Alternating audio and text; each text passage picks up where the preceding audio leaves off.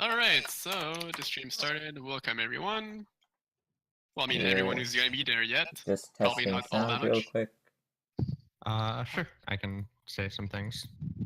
I've now said some things. This is great. We're going up to a good start. Alright, perfect. Um, So we're still in preparation to make sure everything's good. Finalizing the file details for sound adjustments and all. Did you send the link to someone? Okay, that's all. Yeah. That's yeah. I mean, all right. So this is good. Beardy's supposed to. I am a very loud person. Great. This is great. Beardy's supposed to be muted, so he's not going to talk. It's just Tristan. Tristan, can you talk, please? Yeah, I can talk. I learned that skill, I think, probably 18, 19 years ago now. Good. How good do you think you are with this skill? Do you think you perfected it? Perfect is a high bar, right? Do you think you're like a good enough level? I think I have the skill of an average 22-year-old. This doesn't seem bad. It doesn't seem bad. Yeah. Can you guys keep talking? All right, sure. I mean, we can still keep talking about random stupid shit with Tristan. So you need to tell me how to scout against Terran, who opens double marine first. I mean, I would say poking Zerglings might help. Like, yeah, I think so the Terran was actually bad in the Blue Flame opener game because he pooled all of his Hellions in his natural. But if he hadn't pooled them in his natural and just hidden them in the back of his main, I would not be able to see them with these Zerglings. Oh, okay, I see you. Yeah. So, not sure. Not sure. I mean, scouting is something important. It's just when they have two Marines, your overlords are just going to die unless you get speed overlords, but then it's too late already. Ooh, yeah. I think that's actually a good response, is that to a double Marine opener, you kind of assume they're going to be hiding some bullshit. So maybe just getting speed overlord is just like a good response to that. Okay, yeah. Let's go. Yeah, I mean, yeah, speed overlords. I should add that in. I think like you're never going to lose to speed overlords. Like that 100 gas, 100 minerals. I mean, if you start with two Marines, I don't think so. Because if you start with two Marines, there's nothing that's going to happen that quickly. Yeah, for sure. And getting a good answer like 20 seconds earlier might help you, because you're going to know what's coming up before the overlord picks it up. Like, seeing the starport building a Banshee is better than the overlord seeing a Banshee on the way. Yeah, exactly. Alright, so music is playing now. Alright, we have music, and the music is awful. Like, this is great. These are great comments. I love it. Just looking at the Discord, it's just funny. Music? This is great. This is like, what's the music level? And it was like, the sounds are fine. Ellie's like, get rid of it. It's bad.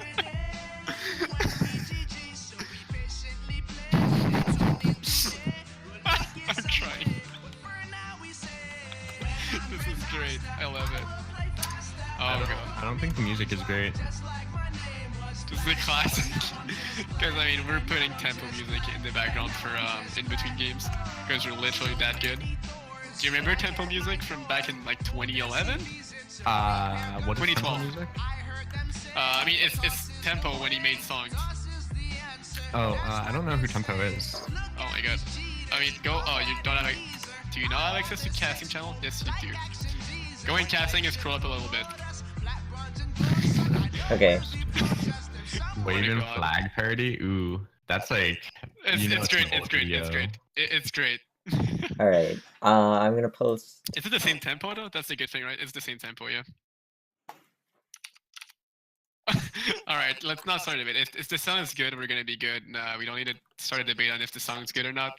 We're already getting a lot of viewers, and we're not even starting anything. So we're just trolling with sound tests. Beardy, what do you think about resetting the stream just to reset the VOD and start it clear? Because right now it's just a mess. I think it's okay for the VOD to be. Let's start with first. I mean, you want to start? Okay, all right. So I'm gonna start the official intro. So. Welcome everyone, and welcome again for those that were already there. We're going to be casting the CTL Week 2 between Sc2 Storm and Psionic Aftermath. We didn't change the stream title. That's going to be something we need to do. So, I am Jaded Shard, and with me today is So or TSO or So or General Chow. General. Okay, perfect. All right, so we're gonna be hopping into the games quite rapidly. For those who don't know, CTL is the Chobo team league, which is a team league for StarCraft, pitting players from gold to masters that are playing week after week to earn the glorious title of CTL champion. We're at the weeks 19, week 9, not week, excuse me, season 19. No, we didn't cast Syx. We did not cast Syx yet. All right. So we are gonna be hopping into the game any second now. Still look. All right. So it's gonna be the first game of many games that we're gonna be casting tonight. We're gonna be casting the whole series for now. So hey, so how's you doing? I mean, I've been talking a lot right now. I'm good. Losing the Blue Flame Hellion. Losing the Blue Flame Aliens. This is perfect. It's very much the highlight of my day. All right. Sounds great to me. All right. So I think we're going to be ready to hop into game number 1. All right.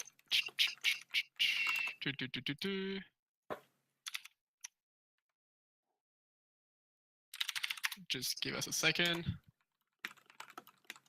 When button play. All right. Just setting up little things.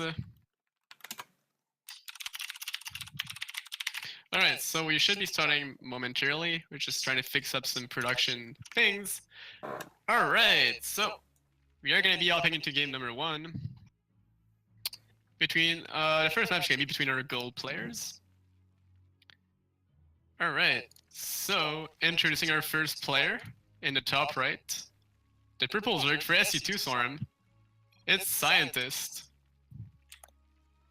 With the And bands. in the bottom left, the one, the only, Drujo. From Psionic Aftermath. Alright. What are we expecting? Are we expecting anything from these players? I mean, we're having a gold match right now in Zerg versus Zerg. Unfortunately, given the fact that I can now see that they're both opening standard, I don't think I'm expecting anything. Not expecting anything right now. I mean, we were going to see attributes first on 17 supply for both players. And then some more drones. And more drones. Nothing quite special or fancy at the moment. Already seeing a bit of a difference right now between players. We're going to see a gas taken by Drujo, and we're going to see no gas for Scientist. That's an interesting choice. Yes, he could be going gasless. I'm not actually familiar with that opening. Do you know what the opening for gasless is? I don't exactly know what it is. It's something that seems pretty particular to me. Going gasless that early while getting still a normal timing pool feels like you're gonna have either too much mineral or you're gonna have too many drones. Like right now, he's oversaturating minerals already. Yeah, that's fine. Because you just transfer immediately. He needs to transfer immediately as the Gatchery spawns, yeah. Oh, is this a third base coming down? I am not sure what this drone's doing. Is he lost? I think he's lost. He just wants Maybe, minerals. maybe he Okay. decided 19 was where he, he says, this is too many drones. We're not going to 20. You are going to the other base. Yeah. You are different. But the Gatchery spawns now, so we should... Oh! Okay, yeah. So this is definitely intentional. It's like an intentional gasless style. I like it. So I think this it's is really strong. It's really hard to break. And you can really like get a pretty good eco lead, I think, if they spend too much resources trying to break it. And in the meantime, for Drujo's side right now, we're gonna see just standard opener. We're gonna see 4 lings to 2 queens, the drones, link speed. I mean, literally as standard as you can get, except there's one too many drones in the mineral line for the main base. But outside of that, this is just the standard textbook opener for Zerg. That poor overlord should be dying. Yeah. This overlord's wandering a bit too far, getting poked up by the queen. Second queen's gonna go up there. Not exactly sure what Drujo saw with this overlord. He just saw 2 hatcheries, 2 queens in his spawning pool. He also saw the spine crawler, which may indicate to Drujo that something's coming up his way, because, I mean, that's pretty much telling Scientist is going turtly, and we're gonna see a full wall already. Bring up the spine to the wall, 2 Evo chambers and a Roachar in. I'm Yeah, quite curious. that's never being broken. I don't see it Ever. being broken anytime soon. 2 spines, 3 queens, and a full wall. We're gonna have to see what his opponent does with it. drop the Baneling Nest, drop in an Evolution Chamber, and this is, I think this is a misstep by Drujo's going for more lanes right now. I feel like he's pretty safe to just drone up behind us because his opponent's just turtling up for a while. What's actually interesting here is that despite the fact that Scientist has gone gasless, he's actually down by 13 drones somehow. I feel like investing in all these buildings, costing him 5 extra drones in sort of building, plus the minerals, and going up to 5 queens. Yeah, we're actually losing drones. We're now down to 16 drones instead of 18.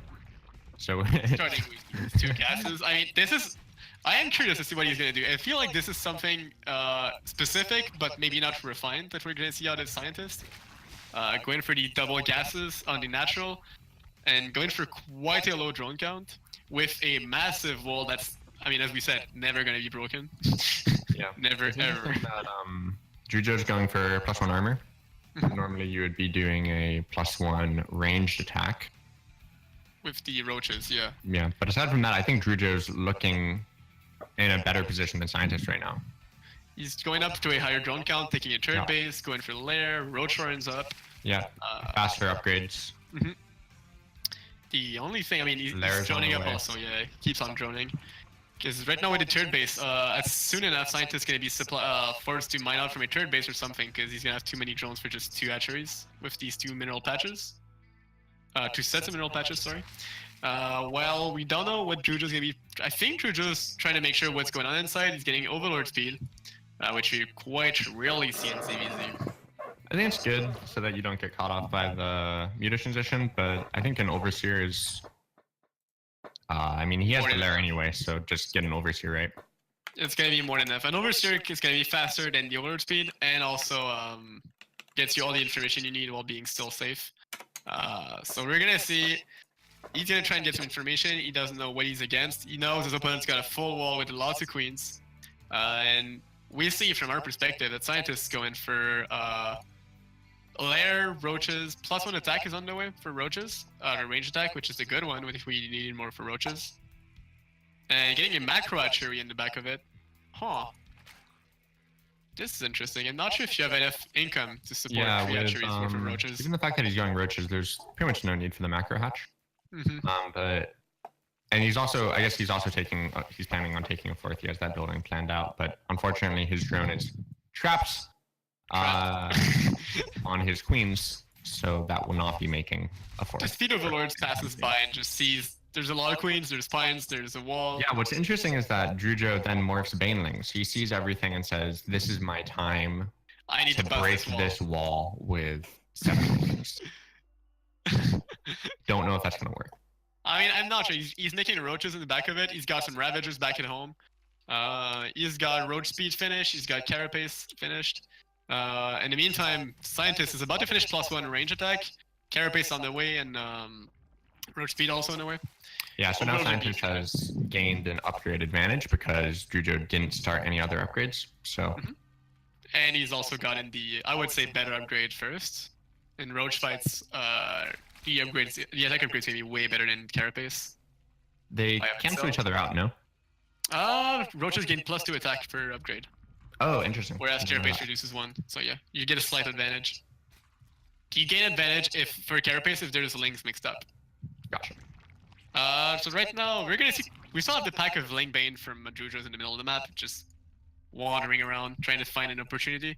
Probably gonna try and attack this third base, which is still quite exposed. There's no wall there. There's no spine crawlers. The queens are off position.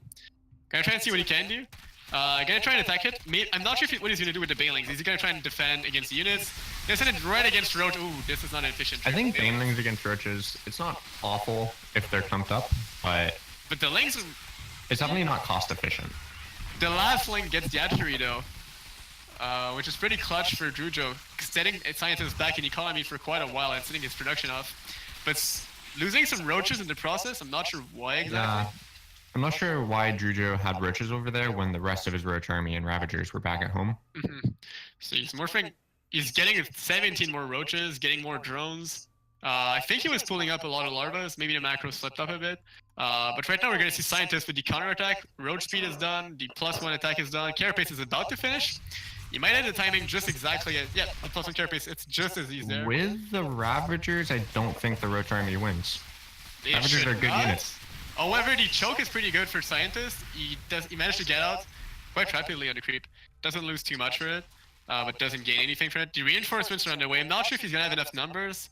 These seem pretty close in terms of number, except for the fact that Drujo's got some Ravagers mixed in, and the Baals and extra DPS might turn the difference. We're gonna see some Hydralists directly for Scientists. I'm not liking this choice too much.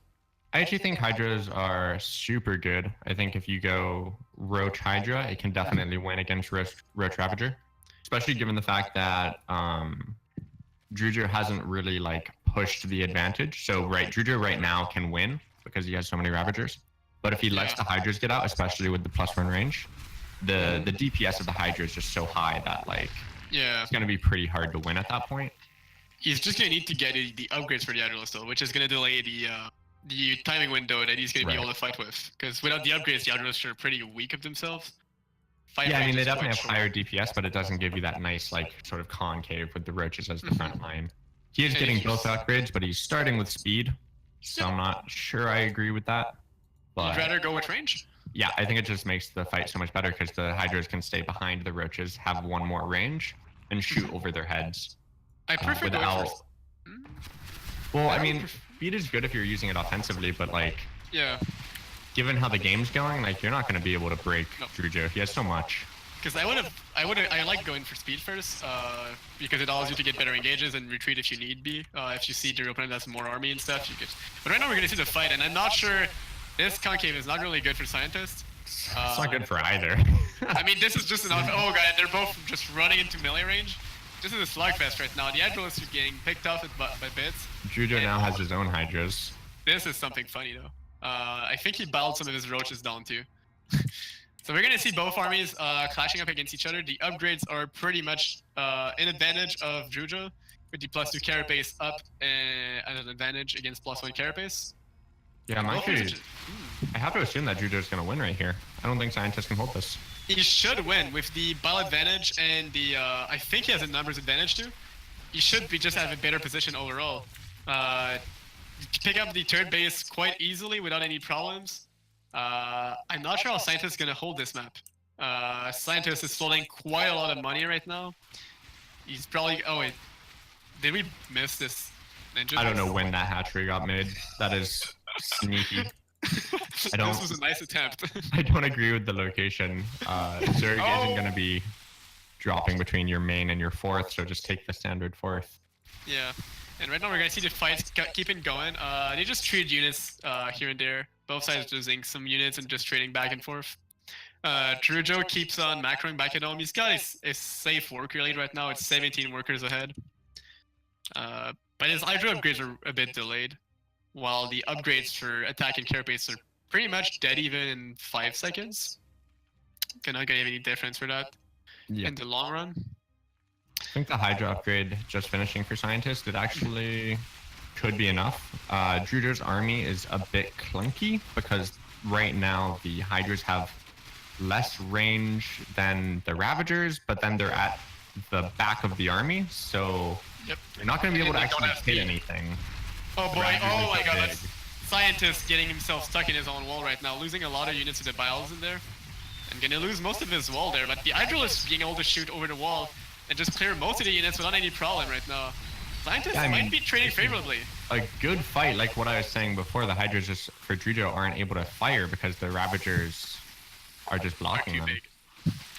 And we're gonna see the weakness of getting speed second is that the Hydralists are getting picked off. Oh my god. Yeah, being offensive without speed is a very scary proposition. You need to be sure that you're gonna win and you're gonna push, but if you fall back, you're gonna be in so much trouble. And Scientist right now though, he's lost his Roach Ryan, he's lost a lot of income. He needs to do something right now and something I think he might. Hydras are very strong, but Drujo has a lot of Hydras on his own, and his upgrades are also finished. Both players have with these same upgrades, except for Drujo having +1 melee. Maybe anticipating a switch to Bailing later on to counter the mass Hydralist that both players have. I'm kind of curious to see what's going to be the next step for both players. Scientist managing to take his third base back again. Gonna have to drone it up quite rapidly because he's 22 drones behind right now. Yeah, Scientist not building a Roach Warren, so he's stuck just building only Hydras. But he is popping out a lot of drones right now, so I think that should even up the drones. Well, actually, no, I didn't realize that Drujo was on 65 drones. That's a lot of drones. And he's also going for Hive Tech. He's just starting the Hive right now. Yeah, I would love to see a Lurker den. I would see a Lurker den for both players right now, but Lurker is in just these kind of mass hydrolysis situation, especially for Scientist who has lots of gases and not that much mineral. Could help him a lot. Are we gonna see a base race? Yeah, this is very interesting that they're going in exactly opposite places. I really don't like that Drujo has so many Ravagers. It really does mess with the Hydra. Like, it doesn't give them that nice concave that you want. Scientist gonna push through the third base right now, pushing through these Spine Crawlers. Some Zerglings just not doing anything. Let's be honest. Let's be real here. These Zerglings aren't going to do anything. It does give a little bit of delay, but he's going to lose that base anyway. Yep. And now the army comes back for Drujo. If it trickles in... Yeah, it's very much... Oh, and a move command. Oh, no. Right, this is not looking good for Drujo's not trading favorably, but oh my god, no, Scientist. Scientist getting stuck in the corner right now. You definitely don't want to be move commanding. If you just A-moved, you'd at least trade mostly efficiently. I think he could have won that fight if he didn't just... Yeah, that was a lot of Hydras. Oh, and we're going to see a tap out from Scientist after this. I mean, this is a bit sad to watch. Because this started off pretty rough for Scientist. Yeah, I think the opener for Scientist really didn't pay off at all. Is really what I think happened in that game. He was kind of down in drones from the get-go. Yep. I feel like that was a good part of why he was down.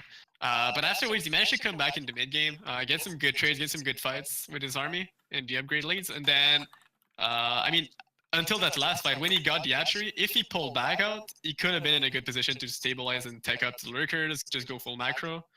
Or if he had taken that fight in a more adequate fashion, maybe he could have won it and just kept on pushing.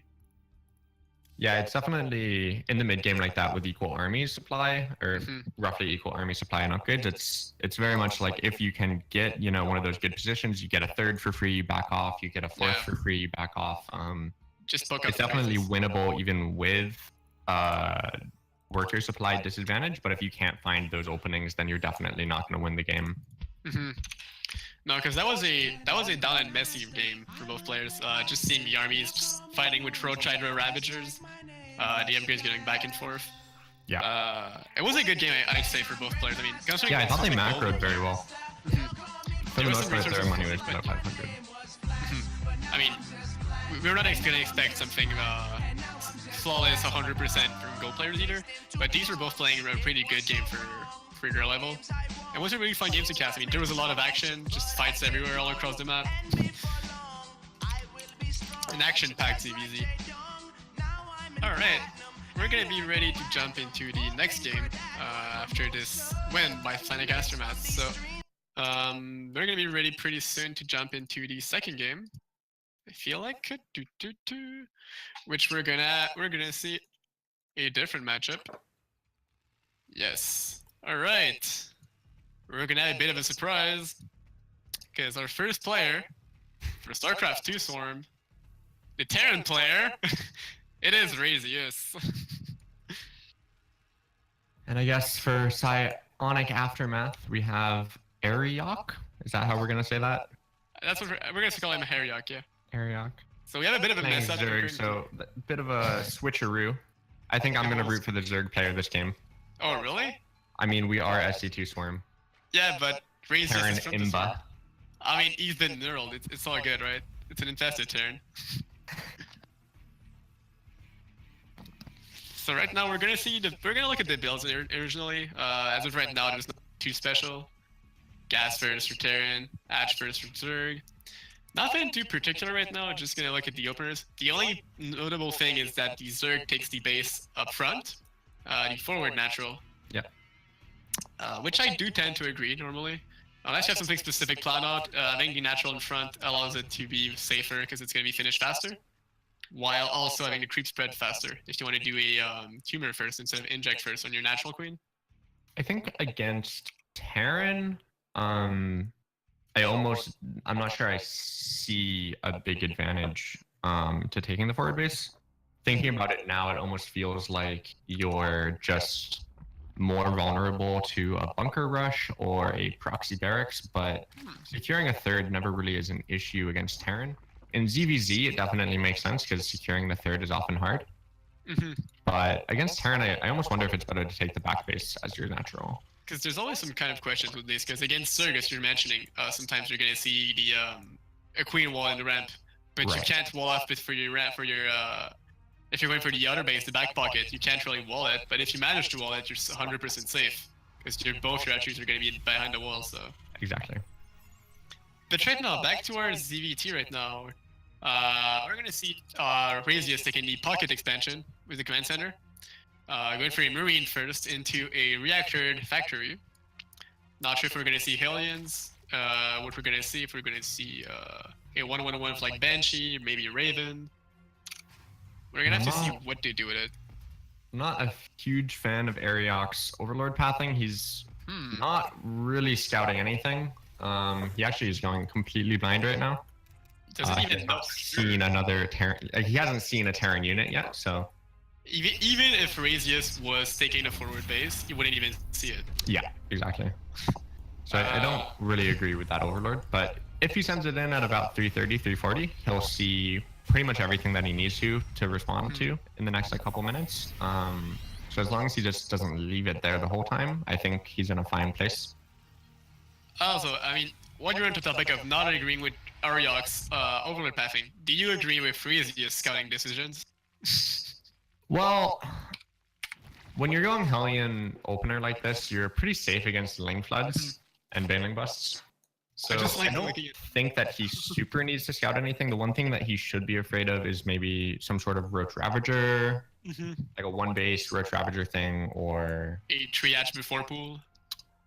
Well, yeah, 3 hatch before pool, but it's not too big of a deal if you don't punish that sort of thing. Like, you're not going to lose the game for that. So it's just, I just enjoy looking at the cameras of players when they don't scout. Like, on the being on the Razius camera, you literally see nothing from the map. It's funny. Right. Yeah, it's actually, I think it's the same for the other player as well. So neither player, I think, has seen each other.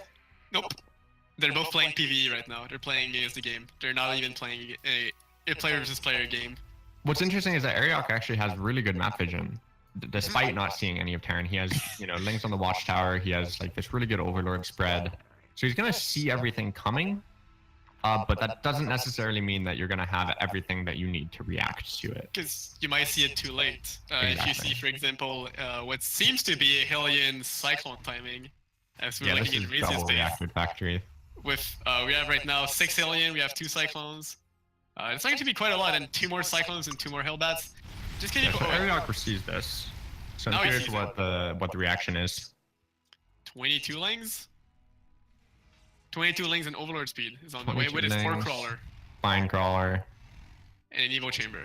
Yeah, that looks like he's trying to wall off because he thinks that the Hellions are going to kill his mineral line. Oh, little does he know. I don't think a good idea. I'm not sure how the Cyclones. I feel like this. Scared. When you see that many Cyclones and Hellions, I feel like this is Alien Run By. It's more like Battle Mech aggressive push. With the Hellbat gonna be morphing. Although, sadly for Razius, he doesn't have the armory yet. And I'm not sure if he plans on it, if it's intended, if he just forgot about it. But Hellbat would be doing a lot of job here. They're trying to poke up, back and forth. Gonna try to shave off some lanes, not too sure. Decent micro from the Zerg player. He's not losing anything to the Hellions. Like, he still has all his Zerglings. And there comes the Hellbats now.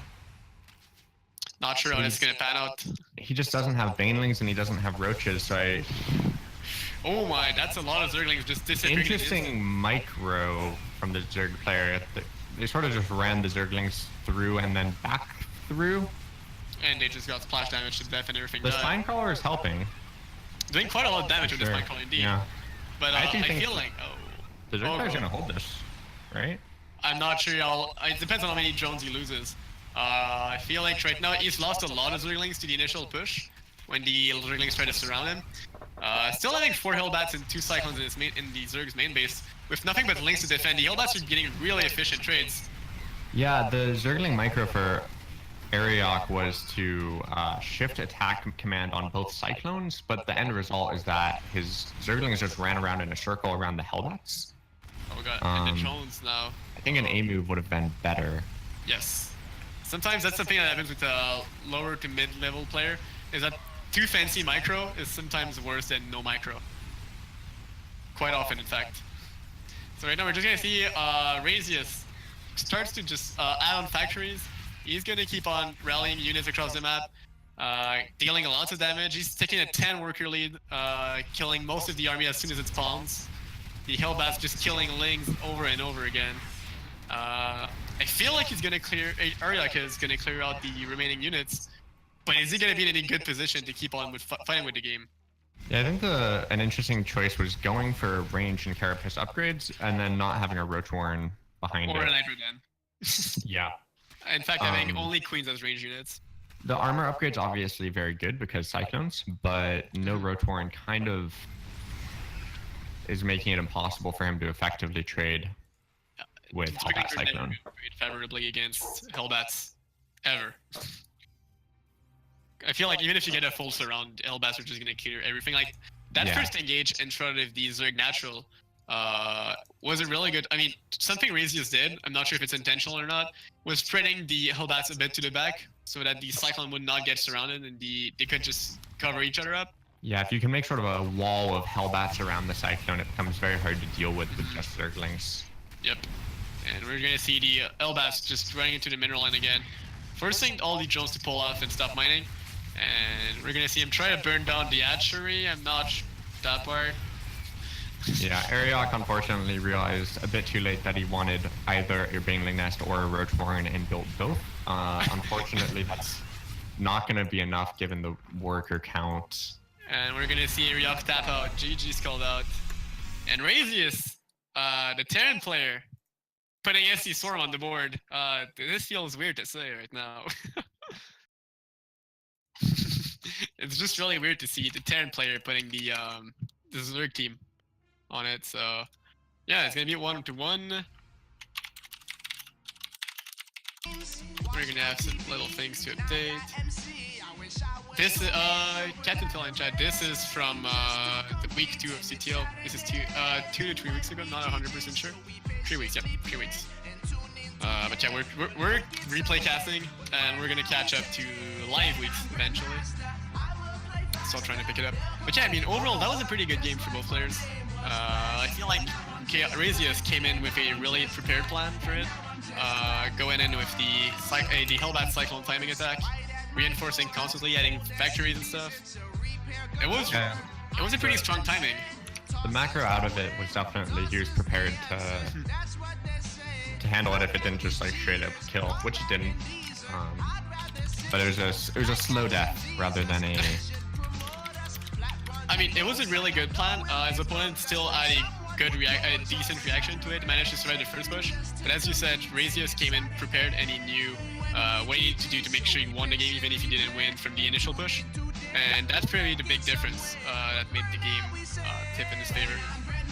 I think if they had just gone immediate Roach Warren as soon as they saw the Cyclones and Hellions coming across, I'm not sure how fast it would have finished, but I think they have a chance and they could have almost like held if they had those Roaches and Ravagers. I mean, he had 1/1 ranged armor for the second wave. Second wave, yes. So he would have had Roaches out for then, he would have had Ravagers out by then. Could have helped. I mean, I think he would have been at a worker disadvantage. But he could have held and probably just... He might have been able to macro out of it, maybe. Yeah. So right now we're gonna have a small change. As you guys can probably see, we managed to update the scoreboard. It is now 2-1 because there's been a walkover given to Sc2 Swarm by Psionic Aftermath. There was an issue with the scheduling of the match between Josh Hehe against Good Target.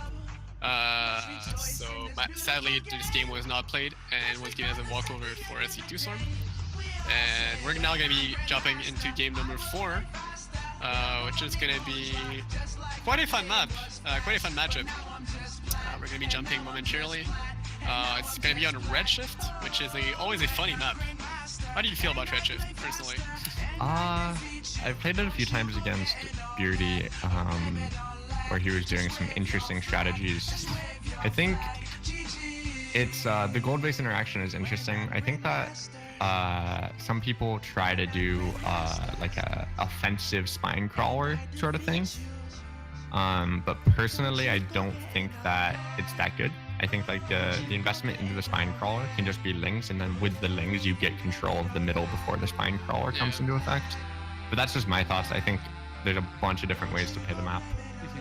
So right Looks now, like both players are doing the exact same thing. we're gonna start with introducing our player and then come back to the build because we totally skipped that first part. What? I mean, do you want to introduce the first player in the top left? Yeah, so in the top left, we have you, Jaded Guard. For Sc2 Storm. One, the only.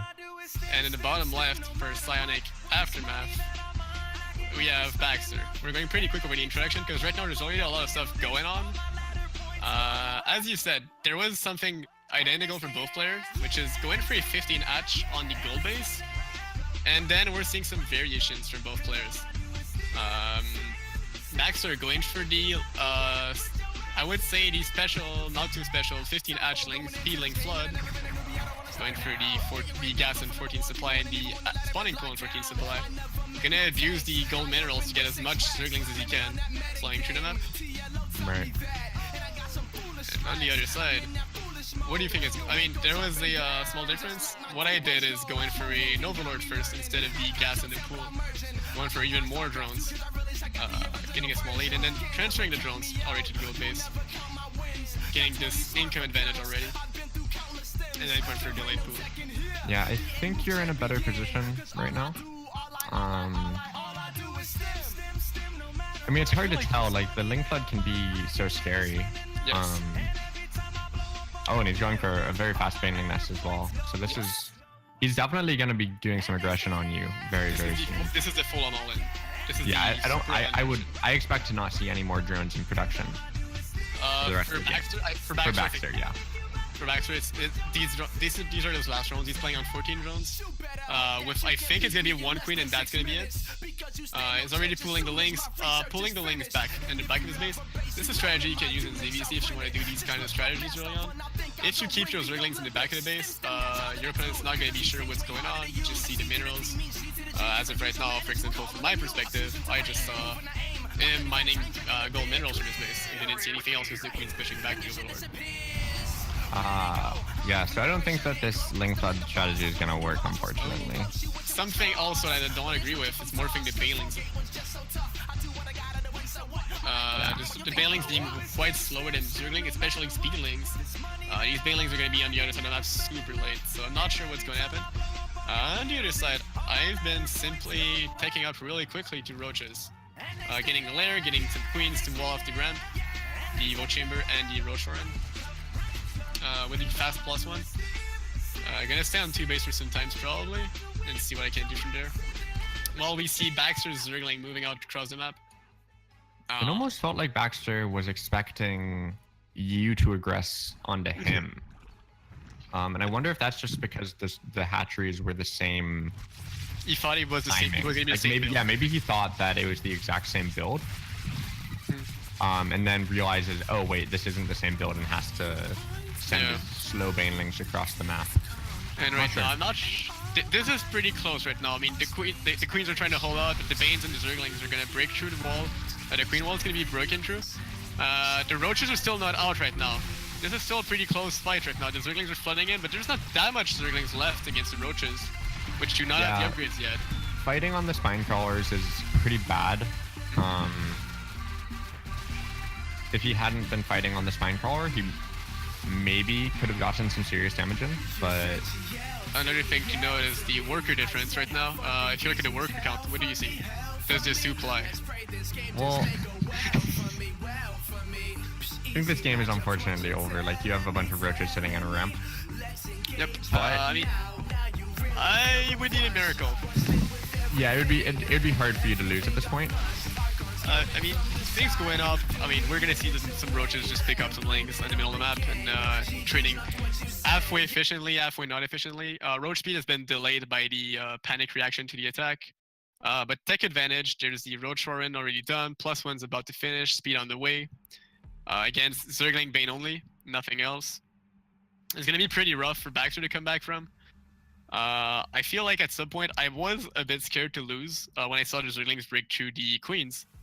Yeah, I think I wasn't sure what was window gonna there. happen. I think I if you mean- had ran to like maybe your gold base and killed a bunch of workers, just anything other than fighting on the 2 spines, Yes. the roaches aren't really doing that much DPS, but the 2 spines are doing a lot of doing a lot. DPS. Because I mean, without the upgrades, roaches take two hits to kill Zerglings, but one spine and one roach is gonna kill it. So Yeah. we just see right now why roaches are a good counter to Zerglings with +1 attack. Roaches with +1 just 2 shots for Lings. So another thing with this map is that when you take the gold base, you get more income, but you're exposing yourself to, for example, these kind of attacks. Where if the roaches survive in any sort of numbers, the drones are forced to pull off because they're gonna Right. get picked off from across the mineral line. Yeah, I'm actually kind of surprised that Baxter hasn't just GG'd out. I mean, you're Being at not going to 16 ever drone break at this 6 minutes. number of roaches with pure Ling. 16 drones at 6 minutes doesn't seem to be a good solution right now. Yeah, if you had the +1 melee faster, maybe there's a chance. But I think unfortunately, like, you know, he can't mine from his gold base. You know, he's on basically 1 base Yes, with one a base, macro hatch. one base, and a macro hatch of Zergling Bane, with no upgrades yet against +1 speed Ravager Roach. I'm not sure it's gonna pan out. I mean, these roaches, even though they're quite spread and they let a good concave up into the Zerglings, these Lings are just melting through. And the supply right now, I mean, I hate saying me, but I am tripling his supply right now. Yeah, he didn't wait for +1 with those Lings. Maybe trades a bit better with +1 on the Lings. But I at feel this like point, It's too much. yeah. These roaches, man, +1 roaches against Zerglings are just doing so much damage, and +2 being on the way also with Hydralisk speed, and Hydralisk then already done. Going up to 36 drones, shoving out more damage and trying to kill the drones. Baxter taps out, is GG. I almost wonder what Baxter could have done there, given his build choice against the double queen wall. I feel like he could have almost done it. When he came in with the first attack, which was really delayed by the bailing Morphine home, maybe he could have had a better chance, because if he attacked earlier, there would not have been as many spines. There may have not been enough roaches too, because the roaches barely came out. Would have been down to drone versus Zergling micro probably. Maybe the spines would have been faster. It could have been something different. Yeah, I'm not sure how much he waited after speed to move out. I think you're supposed to move out like right before speed is finishing. Yeah. So, I mean, this was a pretty weird game. I mean, it's just seeing the variation between a single build specifically for a map, because seeing 50 Natch into mass healing is something pretty, not standard, but it's a build. 50 Natch into macro is something you won't see unless there's gold mineral involved. Just a bit of insight into what I did for this game is that going for the gold base quite faster with a 50 Natch instead of 70 Natch as standard macro. Every second you gain with the gold minerals is about 150 minerals, I think. Not every second, but like it's quite a big difference. It's a big thing.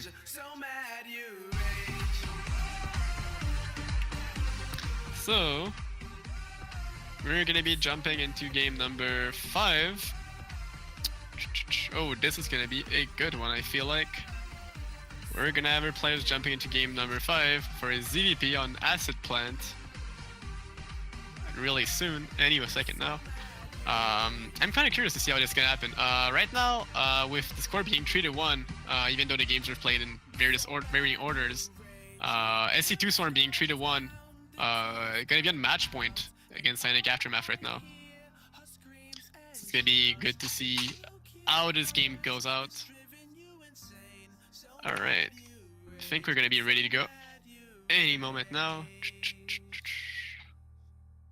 Waiting for the production. You're still there with me, so?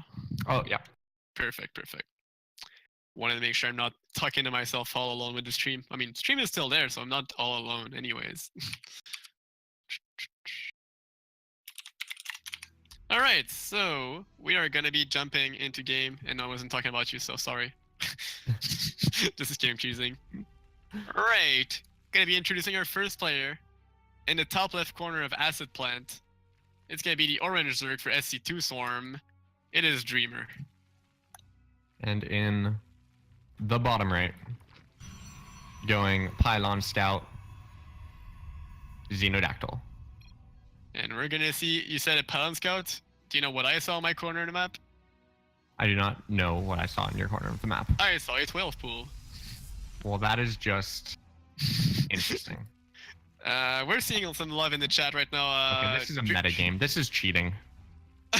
Dreamer's cheating. Dreamer talking some. Oh wait, what the? And we're gonna see a cannon. This is a confusing game already. We're gonna see a Forge first for Xenodactyl against Pool first for Dreamer. This is looking out to be a fantastic game. I'm quite curious to see how this can happen. There's call with Mapax in the chat right now in Twitch chat. For those watching live. Yeah, I'm kind of agreeing. To be honest, this does feel like Mapax. I'm not sure what the build is from Dreamer though. I guess he just wants to get the lings out and then deny the cannons. I mean, he gets the 6 slings, gets the queen. This is looking like a 12 full fast expand, a build you would see in ZV. Yeah, against Burrows right now. I'm not sure these lings actually get this before. Interesting killing that pylon. I would have gone for the one that's already built. And, he's gonna pull back. Gonna run away. So despite the meta game, there's no denial of the cannon. He's not in a dead position. He knows there's cannon rush. He's getting it. It's natural up. He knows there's gonna be a weird game, but he's not winning it yet. He knows what's going on. He loses 2 lings to the cannon, unfortunately. But he sends the 6 lings straight across the map. What do we have for Xenodactyl right now? As of right now, a full wall. Whoa! Whoa! I think we both had the same scary. reaction for a second. So he's gonna kill the probe. Is he gonna try and force the issue against the cannon? This seems like a bad idea. This is a terrible idea. Is he gonna lose all 6 lings? Okay, please. Loses 4 lings. He's making more lings, making a spine crawler at home. I'm not sure what his game plan is to survive this. It's not like I'll trying to push the cannons already. Yeah, I think given the number of cannons, it's actually not terrible to just go like a gasless style into queens and spines and lings. And you gotta make sure he doesn't suicide this ling. Yeah, I think this feels actually kind of okay for Xenodactyl. Like, he has his cannon up, he's getting another pylon. He's able to push his cannons forward, and the Slurglings against the Zealot and the cannon are not going to trade favorably unless the Zealot suicides up. You know, yeah, I would love to see some shield batteries rather than the cannons at this point. Maybe one more cannon and then shield batteries, get that Robo Bay up. Because there's a build that's been going around, I think, which is the build Xenodactyl is sort of trying to do, which was the proxy Robo with shield batteries Stalker Immortal. Yeah, he's definitely going for it with the Robo Bay and the shield battery, but it feels... I'm not super familiar from executing it from the Protoss side, but it does feel like this is a bit late. It's quite late to be getting things up at this point. If for example Dreamer had been more decisive going for a Rotorin or for Spine Crawlers, or any solution at all, in fact, because right now he's been switching between different varying solutions and not focusing on any right now. He's flooding a bit of money. Not sure what he's gonna be trying to do. I think he's gonna try and get some roaches. He's trying to get the creep up to deny the extension of buildings, but the cannons are gonna be there already. While Xenodactyl is just pushing. With the number of cannons, it's not actually that hard to break this. I guess with the shield battery and another cannon coming up, it's gonna be pretty hard to trade efficiently, but it's gonna get exponentially harder right now. The Slugger sniping the creep trimmer is pretty good though for Xenodactyl, denying the creep trimmer. And we're gonna see Immortals any second now starting. Yep, there we go. Chrono boosting the Immortal. Immortal's gonna be doing a lot of damage to these roaches with the Stalker and the cannons. We're gonna try and see Dreamer try to break through it, but I'm not sure if he's gonna be able to do it right now. He's just losing a lot of units and cannons. The shield batteries need to heal the pylons though. This feels bad. It's interesting that Dreamer is only going 2 of 2 on both gases, because I mean, I'm assuming that he wants to build Ravagers, right? The Ravagers are what you need because they're gonna. There we go. We're gonna see one Ravager. The advantage of Ravagers against Roaches compared to Roaches is that they're not armored units, which makes them quite tankier against Immortals. And the range plus the Biles. Biles are really good against building because there's no way you can dodge them. Yeah. And we're gonna see 6 drones in production. Excuse me. Yeah, I mean, he's just floating so much minerals relative to gas. I mean, he really needs that 3rd drone on gas and less drones on minerals because, you know, he's not producing queens. He's not making spine crawlers. He's really wanting to make those Ravagers, but he just doesn't have the gas for it. He just has 5 other drones to mineral, and now he's making Zerglings. I feel like Dreamer's reaction is indecisive. This is all over the place. I think Xenodactyl should win right here. He should be winning the game. I mean, it feels like there's nothing here. The Immortal and Stalker count keeps on growing right now. He's just pushing it up. With these shield batteries just behind, he's able to reach his... If the Lings can get around... These aren't speedlings, though. These aren't speedlings. This is the big thing right now, is that he even forgot to get Link speed, and he's just doing Link speed at this moment. 6 minute 10 Zergling speed is quite too late. And the archery is about to go down. There we go, the archery goes down. Xenodactyl being in a really good position. I think Xenodactyl can just like take these, heal up with the shield batteries, and then just move into... into nothing. I mean, he's super supply blocked right now with no pylons on the way. So his Immortal isn't coming out. He's busy microing, but... He's doing a good job of microing though. Dropped down 4 pylons right now and then just kept chronoing Immortals. I'm not sure why. I guess he's going Disruptor. I think it's Disruptor, but I'm not sure why. Yeah, I mean, it seems like Xenodactyl doesn't quite understand that Dreamer actually has nothing. Nope. He has like 12 Lings and 2 Queens. And it looks like he has Hidden Tech or something. He's getting lair just this moment. So he doesn't have like a Mutalisk Switch, he doesn't have like a Nidus Swarm, he doesn't have a Hydralisk Den. He's stuck on Roach, Lings, drones, and Zerglings just got their speed. Yeah. Gonna kill all the drones on the natural, which is gonna hurt Dreamer quite a lot, dropping to 19 drones. Lings are good against Immortals and Stalkers, but apparently not good enough. I mean, since he's got a good choke with the mineral and the gas to just pull back and make it like a choke. Oh, and we're gonna see something really funny from Xenodactyl. He's expanding on the back of it, but he's expanding to the middle of the base. I mean, I think that's reasonable. I think it helps you. You know, I think maybe he sees like a Nidus incoming, and says to himself, "Well, if there's a Nidus, then at least I have a Nexus over here." Because this is a really good call, in my opinion, too. It's just, as you said, it spreads the risk of him getting Nidus. It's also quite closer to his own. Well, most of his base is up there. His base is not home. I mean, if he gets Nidus and this Nexus is up, he can recall his probes to that Nexus, take no damage basically, and he still has this fortress outside. Why are we talking about Nidus, right? Did you see? I mean... oh, there is a Nidus. Oh, there is a Nidus. Never mind, Xenodactyl. Xenodactyl already knows. I really hope that he knows how to recall. It's either he knows the future, or he just got really lucky by doing something totally unrelated. The Overlord's in position for Dreamer right now, by his opponent's natural base. Xenodactyl going for the Immortal drops though. If he can micro this. Warp percent is really low though. This warp percent needs to get out. Oh god, is it gonna stop? Oh no! Oh boy. This is really bad. Pretty bad actually. I feel like with the Nidus Swarm coming and the Immortals plus the Warp Prism dying, I feel like this is Dreamer's moment to come back right now. And we're gonna see the Nidus Swarm popping up momentarily with the Overlord, and there's a cannon. There's a single cannon in his base. Xenodactyl is microing the Disruptor real hard. While he's gonna lose his base. Yeah. Oh boy, and now he knows. Now he knows. Yeah, he realizes what's going on. So presumably he's gonna recall. Yeah, there it is. There's the recall on the probes. I think that's good. Do you see these little 2 probes that got forgotten in the back?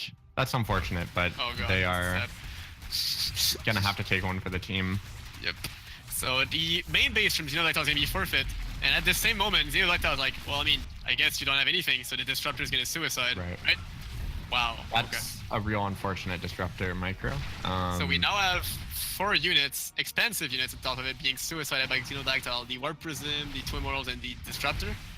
And he's gonna have. Is he gonna have enough to crush the Disruptor?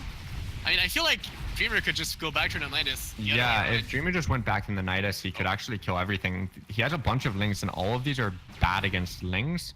As long as he doesn't take like a giant disruptor shot, he actually lives. You know what? There's a saying that says, go hard or go home. And instead of going back home to defend, Dreamer went super hard in his opponent's base. Getting a Natchery there, generating all the drones. This is interesting now. I think that Xenodactyl is overcomplicating things. Yep. It seems like he enjoys microing the disruptor, but I think that if he had just gone straight immortal, no Warp Prism, just only immortal, you know, get a single observer for high ground, I think he would be in a very good position. But now his expansion, I guess I'm going to call it his natural, that's his most main right now. To a bunch of God. Lings. And he's gonna drop to 7, 6, 5, 4. Oh, 4 probes. Oh my god, this is sad. Gonna lose. Maybe gonna lose his tech. The roaches are gonna get there. But the army for Xenodactyl is still pretty strong compared to the army of his opponent. Because he's got I mean, I was gonna say super high tier units. I guess that's why I'm comparing to Zerglings. 2 disruptors against Zergling roaches can do quite a lot of damage, especially slow roaches. Okay, I think we missed it. We didn't mention this, but Dreamer has now taken the main of Xenodactyl as his own. I've said I've said a single word about it, I think. But yeah, I mean, he's transferring all of his drones there, and he's also got a macro archer in his main base. Well, his actual main base, who's producing Zerglings right now. Not sure where these. Oh, and we're gonna get an engage in early map. The disruptor is getting a lot of damage done.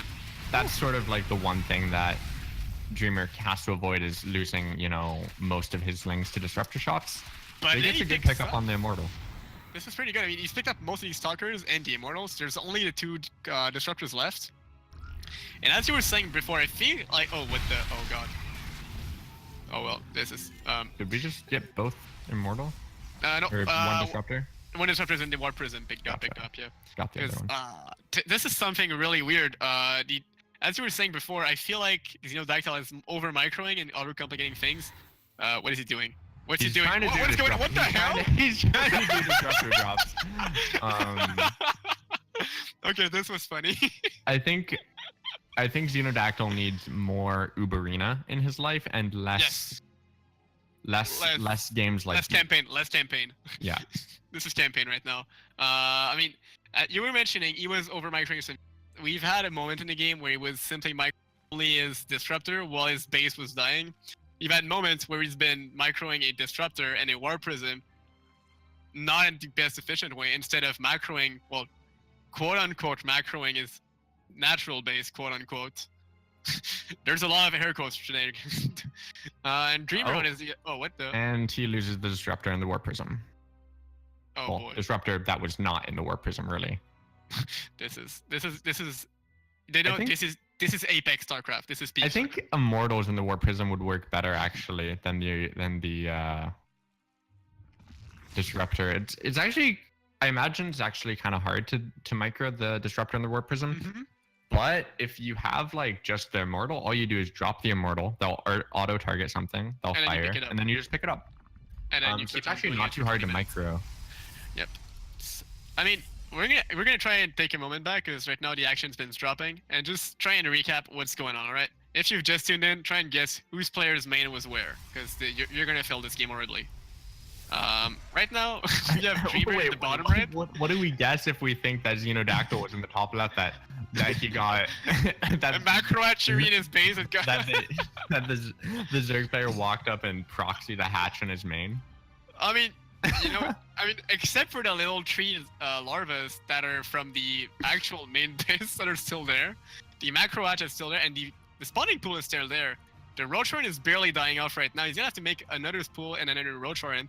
Xenodactyl just now realized, hey, this isn't for us buildings, right? I should probably kill those at some point. The thing that's very strange is that I still don't understand why we're building disruptors, because he's only on roaches. If he's only on roaches, then guess what destroys roaches? Immortals. Immortals destroy roaches. I mean, disruptors disrupt roaches, right? Okay, I'm gonna stop. And if he's going into Muta, then both of them die anyway. So it's like, what are we Why are we doing the disruptor? I mean, right now, what we're gonna do is a total tech switch from Dreamer. He rebuilt the Roach Warren. He never rebuilt a spawning pool, so right now he doesn't have any spawning pool. He cannot build any lings. But he's getting an Hydrolist Or stand in the back of queens. it. Because why need Zerglings if you can have Hydrolist, right? Right? I think Hydralisk is necessary because like you're just gonna die to the immortal Yes. if you War don't Prison Disruptor. build. War Prison Disruptor is gonna be War the Prison Disruptor is better, but it's not better if you can't control it. thing. You gotta. There's a thing in video games and in most things in life where you gotta make sure, even if it's the better thing, can you do it? If you can't do it, it's not better. It's just worse. I think we need to like people overcomplicate StarCraft a lot of the time. You gotta play to you gotta account for the cost of control. Yes. Especially if you're not in GM or JSO level. Just F2, A move your Zerg army into Yes. the enemy. That's how you play this game. Yes. I mean, that's how you play the game, at least. That's how many top GM Zerg players play Yes. this game, actually. Thank you very much. F2. Oh, we're gonna see. What are we gonna see right now? I'm just gonna try and get a look I at think the we're map. gonna see more disruptor drops. I mean, right now we have a Colossus on the way. So is it gonna be Colossus drop? And we finally. Oh my God! Look! We have to make a zoom in on this. The Cybernetics Core is researching Warp Gate at 16 minutes 20. I mean, This is historical right now. we're getting +1. We have an upgrade advantage as the Protoss player. There's not even any roach speed. There's no Hydros Somehow- upgrade. I'm actually surprised that the Protoss player hasn't expanded. I mean, expanded to. I Where would mean, you expand? it? anything? I would Up with- expand to the Zerg's either 4th or 3rd base. One of the natural. Actually, no, I would go to the gold base. Go to the gold. Oh my God! The gold base is so Yeah, just close. go to It's the like gold- it's go to the gold. natural. You're already living at the gold base. Just go to the It's gold. literally his natural base right now. Yeah, exactly. Just go to the gold base. I mean, Dreamer's taking a third base, but the only issue with Dreamer's third base is that, well, I mean, not but his third base, his main base is mining out. I think that's good. fine. I think Dreamer is actually in a really good location. Like the Protoss had this big advantage, but they spent a lot of time microing disruptors. They were getting supply blocked. They haven't you- expanded, and now it's do a you- Zerg on 3 bases versus you- a Protoss who has like some disruptors, a Colossus, 1 Immortal, and a bunch of Stalkers against Roach Hydra. There's also one Adept. I think it's the Sampler army. There's one Adept, 2 Zealots, and real question, real talk. Do you think these disruptors are good or bad for Xenodactyl right now? I think they're I think they're bad. I think that they're actually hurting Xenodactyl. Oh, the Observer just gets sniped, and we're gonna see no damage from it. They missed. They hit nothing. And right now, he's Imagine just if that was. Imagine if those were two Immortal. Immortals instead, right? Oh, Two God. Immortals just like walk up and kill that entire army. So he's Instead, he lost. like did nothing. Okay, well, I mean, we're gonna try and see what the. I mean, he expanded to. Oh, I guess right. He expanded to the Zerg. I mean, Oh, actually, I think the Zerg. Actually, now that I'm thinking about it, the Zerg natural does make more sense because it's hidden from because the it's Overlords. protected by your fortress. Yes, You can't get into the natural because of the fortress. unless you pop a Nidus Worm with the Overlords top left. Right. Yeah. I'm actually surprised that Xenodactyl hasn't seen those overlords I because think that's he's a never- free 500 minerals and a supply block. That's a 20-minute supply block. Yeah. Yeah. Right now we're gonna see Xenodactyl moving on creep with no observer. Right I into think the it opponent's micro army. well enough. Oh boy, what's going on? Oh my God, we're gonna see the engage. The bile going down. The bile is coming down on the Zerg. I feel like the Colossus is doing a lot of damage to these Hydrolists right now. The Colossus Yeah, finally if you had came Warp down. Prism microed the Colossus, I think that Xenodactyl wins that fight pretty handily. But right now Dreamer Man. And oh, he's we're gonna have a- recalling to his. Okay. Main. Okay. This is the main base. Right. We're gonna make this clear, everyone, guys. This is Xenodactyl's main base. This is his natural, even though it used Wait, to we're be. building a second Twilight? Okay, Xeno has lost track of the current game state. That where he's going for a charge law slaved adept timing. Do you think he's like? I think he's at this point. He's like he reset the game. He's like, all right, this is a new game. It's New been game, 20 yeah, minutes. yeah. It's I been have my 20 natural. minutes. Okay, I have my natural. Now's the time to take my Twilight, and I'm gonna. I mean, it's a natural position. So he's like, I'm gonna take a Twilight. It's normal. And on the other side of the map, Dreamer has finally gotten his upgrade. His Roach speed and Hydrolisk range upgrades. Getting some more Hydrolisk and Roaches. Getting some Honestly- sort of force. I think Beardy has said this a few times, but I think that the wise words of mutas are really good in scrappy games like this could Yes. not be truer. I actually think that like if he had just some mutas, it would be forcing so much out of the Protoss player. Mhm. Assuming you don't go full Xenodactyl and completely spend all of your attention on microing the mutas, I think that it's like it would have been amazing for Dreamer to have gone mutas. Mhm. Yeah. Right now he's switching up to Ravagers and Lurkers, taking up from the Roach Hydralisk army and just upgrading them into different units.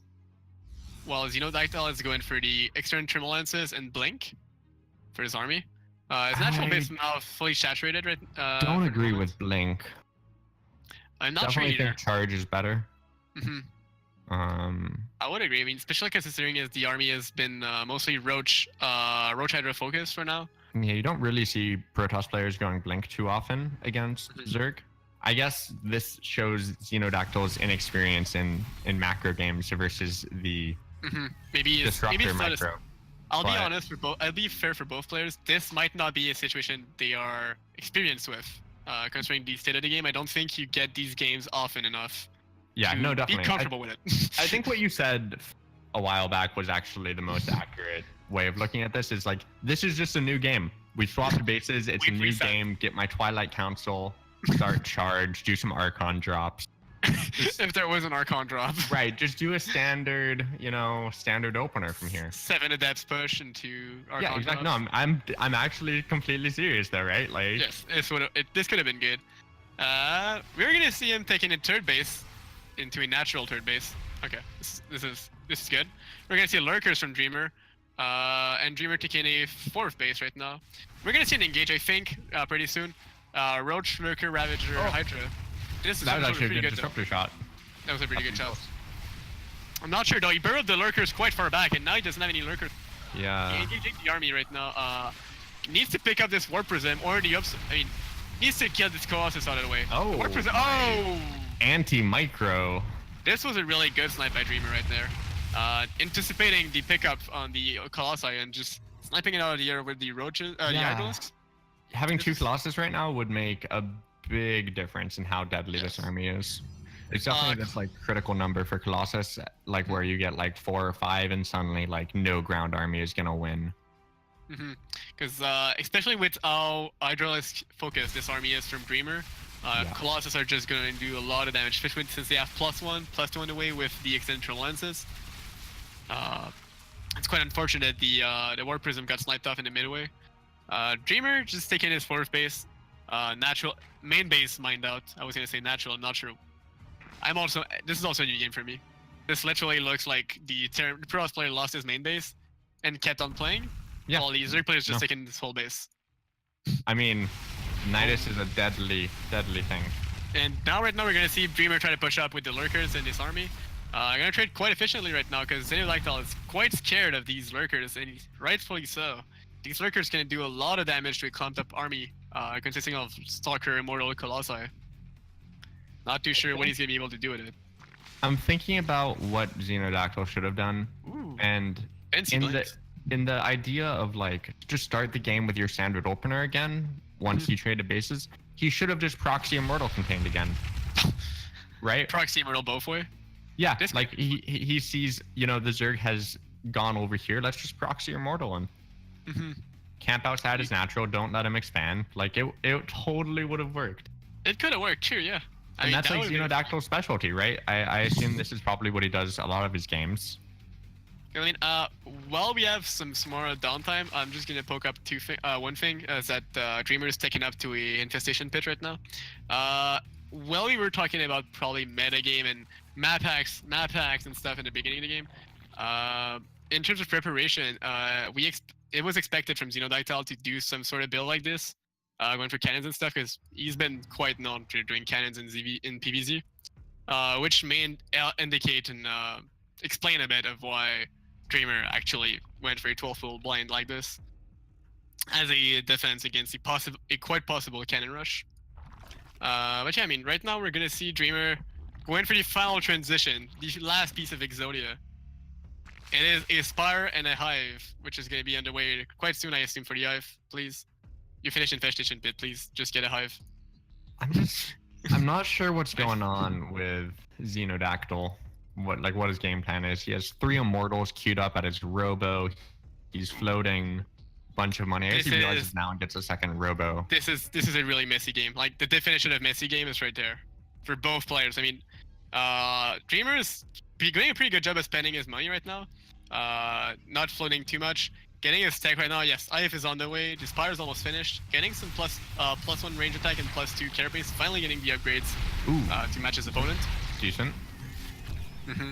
Disruptor's finally getting some decent shots off. Yeah, they're gonna need to pull their wave right now. Okay, their wave. I mean, there's only one right now. Okay, we're gonna have some more Immortal Colossi and a little bit less Disruptor, which is gonna be good for him right now with the kind of army composition we have right now. But yeah, it's gonna be pretty hard. I feel for Xenodactyl to come back from this right now. The micro after the super base switch has been in favor of Dreamer quite heavily right now, and we're gonna try and see Dreamer being hesitant. Does he want to push? Does he want to pull back? He's gonna need to do something pretty soon, I feel like. His opponent's gonna take the choke. The Disruptor shot not being too great. The Lurker's gonna burrow in front, and we're gonna see some shots going fired. Gonna move his whole army in there. Gonna force him back. I'm not sure if he needed to be forced back. Xenodactyl is. He could have gotten some shots in. Not sure. If Dreamer just moves up these Lurkers slowly, he'll just end up winning. Yes. I think my main issue, I think Xenodactyl needs to really focus on not getting supply blocked. I don't know if you've been noticing, but he's been like supply blocked for like minutes at this point in the game. Oh boy, these talking Lurkers are really bad. Oh, this hurt a lot. Yeah. I mean, you're just never going to be able to attack into this Lurker, especially without extended thermal lance. Like, you can't even... Didn't he get it? I don't think so, Oh, right? he did get it. He did get it. Oh, sorry. I didn't realize there's 3 upgrades in the Robo Bay. Oh, right, because Warp Prism speed. Yep. True. But yeah, I mean, right now we're gonna see. Oh boy, Dreamer managed to get a position in the base his opponent's main base. Yeah, that's just a total outpositioning. The Lurkers aren't there though, so they're gonna pick up some of these stalkers in the high ground, but the Road Hydra are really in good. Doing a lot of work. I feel like he's gonna have Dreamer's gonna be forced to pull back right now. But the question is, this is a big Lurker death trap right now. Xenodactyl has to not go. Oh boy, he's gonna try and push this. I know he's got the Observer, but this is still not really efficient trade. Oh boy, he's lost all of his stalkers. Yeah, that's just not good. And he lost the Observer as well, so now he's just wait, no, it's just back. sitting back there. Oh my god. This isn't good for Xenodactyl. I mean, he managed to get the first fight really well, but overextending into these Lurkers cost him quite a lot of his army. And right now, Dreamer gonna try and go for the finishing blow. Gonna try and get the links around. Gonna get his Hydralisks up there, kill the Stalkers and the Colossi. There's only one Colossus and one Immortal left. Shield Batteries is out of energy entirely. Yeah, this game is super over. I think if Xenodactyl had been doing charge lots instead of Stalkers, the game looks super different. Hydras actually do awful against straight charge lot. Unless they have cover from either Roaches or Lingbane, Hydras are gonna get demolished. Yeah, whereas so Stalkers Stalkers don't match really well against their units, except for Broodlords and super late game comps where you just have Stalkers to, patch up a bit of your army and round it up. Stalkers against basic Zerg units do not do well. Either Roaches, Zerglings, or Hydralisks, they all do pretty decent against Stalkers. Yeah, it's not like you can even do anything, fancy on this map where like you blink into the main or anything. Like the blink Stalker is just not that useful in higher numbers. Like in a low number 5 to 10 fight, it's really good because of the micro potential. But like when you go to mass army, big, 200. How many Hydras do we have? 28 Hydra army. Blinking Stalkers is just not gonna do much for you. Oh, we're gonna see quite a lot of buildings on the way for Xenodactyl. He's finally getting some Eye Templars though. He didn't get Storms yet though. Well, I mean, at least we have Archons. I mean, he should get the Archons right now. These are not gonna do anything. I think he thinks he has Storm. Oh, and we're gonna see the final transition, the piece of Exodia I was talking about earlier. We're gonna have 1 Infestor and 1 Broodlord. Yo. This is spicy now. 1 Broodlord, 1 Infestor. I mean, what else could we get? Maybe 1 Viper? Oh, and we're gonna see the Dreamers playing his army really well right now. We're gonna have a big lane run by on the fourth base, while the main army with the lurkers and the Hydro is just pushing through the natural and third base. We're gonna see lots of damage being dealt there. I feel like this is gonna be too much pressure. The fourth base is just dying right now, while the third base getting surrounded by all the lanes and the Hydrolist. Most of the army just getting demolished. And Finally the warps in Broodlord, some zealots, but no charge. nope. And the Broodlord is finally shooting that Sproodlings into the assimilator, while the fourth base has been ransacked by Zerglings with Adrenal Glands plus no attack upgrade, sadly. And we're gonna morph Ovoid. We're gonna morph a Broodlord in front of your opponent base. You don't do this, please. Interesting that we went for +3 armor before, like, Plus anything. Armor, yeah. For the Lings are gonna for run Zerg. by and demolish the whole base.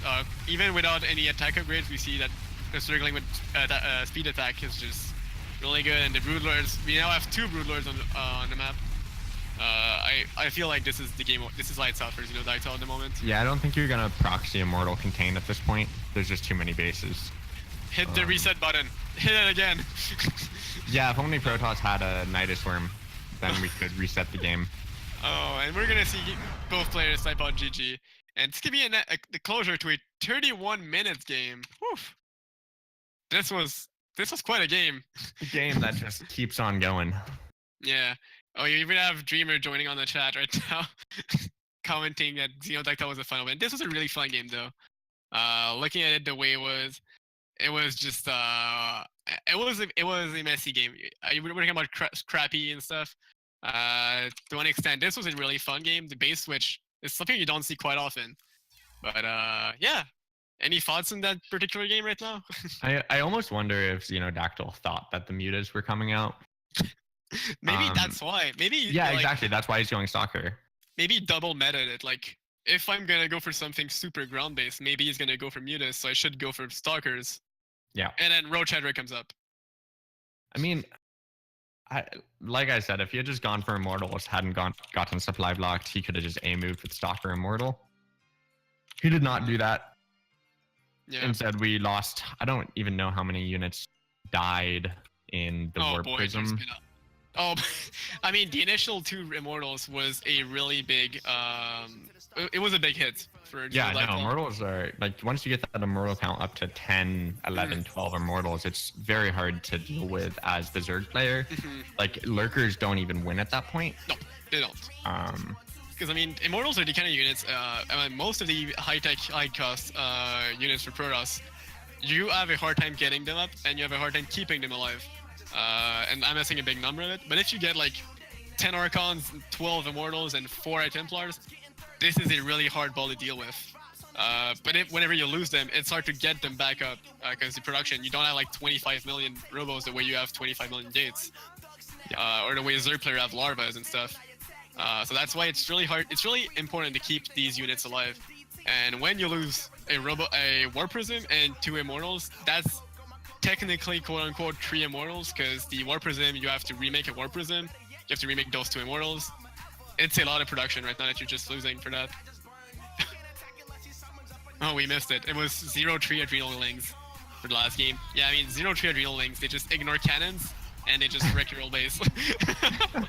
It's the funny thing, like, normally Adrenal Lings kill really well with attack upgrades, because it's faster and faster. But going for Carapace, I mean, they're gonna hit for longer, faster? Question mark? I don't even know. Alright.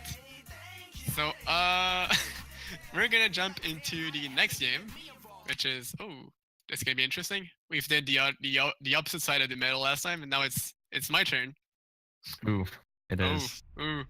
We're gonna be jumping into game number 6 between Zerg versus Zerg on Dreamcatcher. Do you want to introduce our first player? In the bottom right, we have our recently promoted Diamond 1 player who is now Masters, Snap XD. For Psionic Aftermath. And in the top left, for Sc2 Swarm, also recently promoted from Diamond 1 to Masters. Not at the time of the game, but afterwards.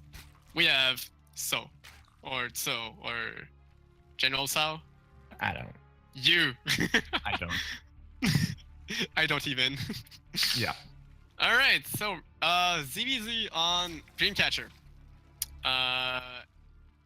Do you think there's anything specific with the map in the matchup? Do you think there's anything that's really strikes you out, something that needs to be taken care of? Like, for example, Redshift, there's so many things different with the goal base. For me, I think the interesting things about this map is that the entry points to your bases, you can have 4 bases and there's only 3 relatively small entrances to them, so it's actually somewhat easy to defend because it's hard to push in and get not concaved. And the other thing that's interesting is the middle short portion. Yes. It's actually a pretty short rush distance straight down the map, but because of the rocks, until you clear them, your army's actually going to take a while to get through there one by one. And another thing is that the grass, you can just put banelings in there. Oh boy, yes. I've done this before where I just leave some banelings in and you just kill 30 lings. lings, and it's ridiculous. If they're not looking, they're done.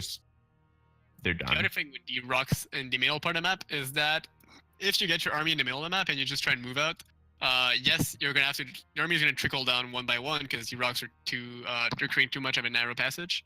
But also you can get surrounded, you can get caught in the middle, you can get horrible concaves with these because your army is just coming up one by one and then your opponent's just all around it. So it's really dangerous with these rocks. You gotta prepare your moves ahead of time. Otherwise, you can't run away. If you get caught in between these 2 rocks and you're, you can't run. There's no easy way. No. So as of right now, I think our both players are going pretty similar. Whoop, we're gonna see a variation. I feel like the Bailing Nest being quite early for Snap XD right now. Bane Nest before expansion. I think it's actually the safest way of playing this is doing the Bane Nest before you expand. I think I do a little bit greedier. I do my expansion before the Bane Nest. No, you get your Bane Nest just before. It's just that you. Oh, did I get it already? Oh, interesting. I must have thought that there was gonna be a like a Ling Flood or some very strong aggression. You also got a nice extractor trick with the drone to save it from these Zerglings while you're coming there to the rescue. Yeah, it was unfortunate positioning by my Lings. I should have had them out there to protect that, but everything went well.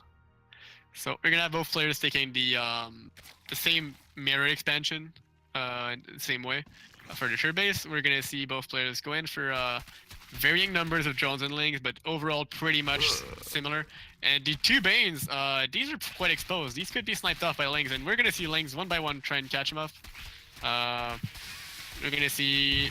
Oh, is the second Bane gonna survive? Yes, it is. That's not. Wait. Oh, gets it. This is really good, though. This is really good for you. These Banelings in the early stage, for those unfamiliar with ZVZ, are really important. They're costing you a lot, and they can get a lot done. A single Bane can turn the whole fight around. So getting this one Bane with one Zergling was really good. This is an unfortunate place for me to be morphing these Banes. But I guess they're not going to be able to get the surface area, so I still get 3 of the 4 morph. Yep. Because this is the thing, we're going to see the Link Bane phase that is so talked about in ZVZ about this matchup, where both players are just trying micro as intensely as they can to get their as little Zerglings as they can on their opponent's Bane, while they get as many of their opponent's Zergling with Banes. We're going to see some Link surrounds, we're going to see run-bys, we're going to see Banes exploding. Yeah, it's going to be quite a messy phase for now for both players, which is super standard for ZVZ. Zerg players already know what it is. Yeah, Snap XD has taken sort of the initiative here, so I'm forced to defend for the most part. And now your Bailing count is a very weird fight.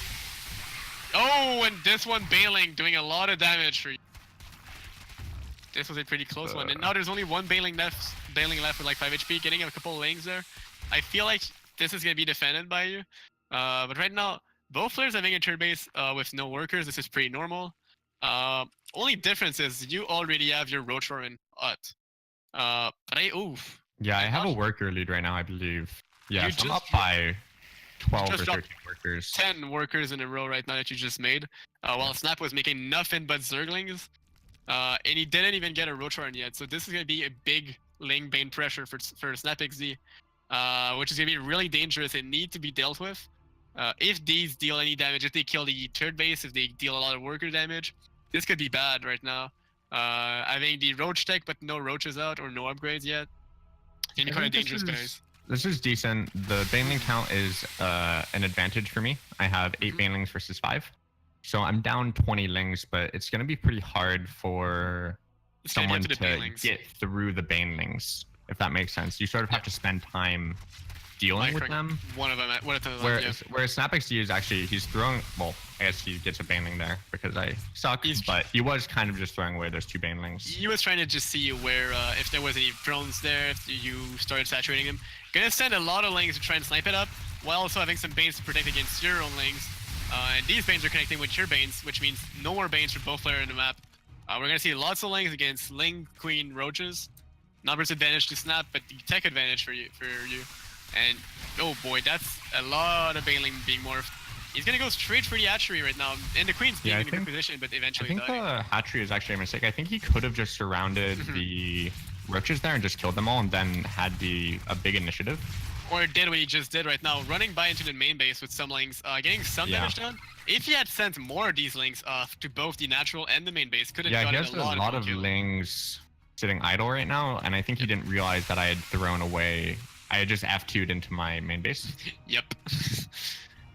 So we're gonna see this phase is starting to. We're trying to transition out of it. Snap finally getting his Roach getting his lair right now. Yeah, my lair is actually super late.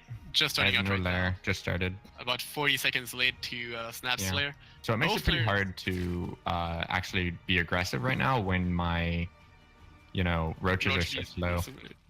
So we're gonna see both players trying to transition. We've finally finished the stage 1 of ZVZ, which is Ling Bane.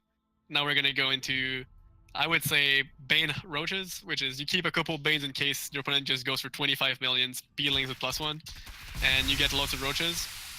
The goal right now is just to ball up.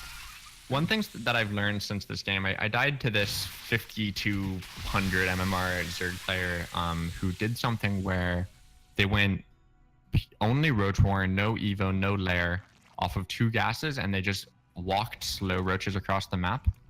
And I think that if I had just walked 2 slow roaches across, if I had walked my slow roaches just straight down the middle, I think like that would have actually just won the game potentially. Probably.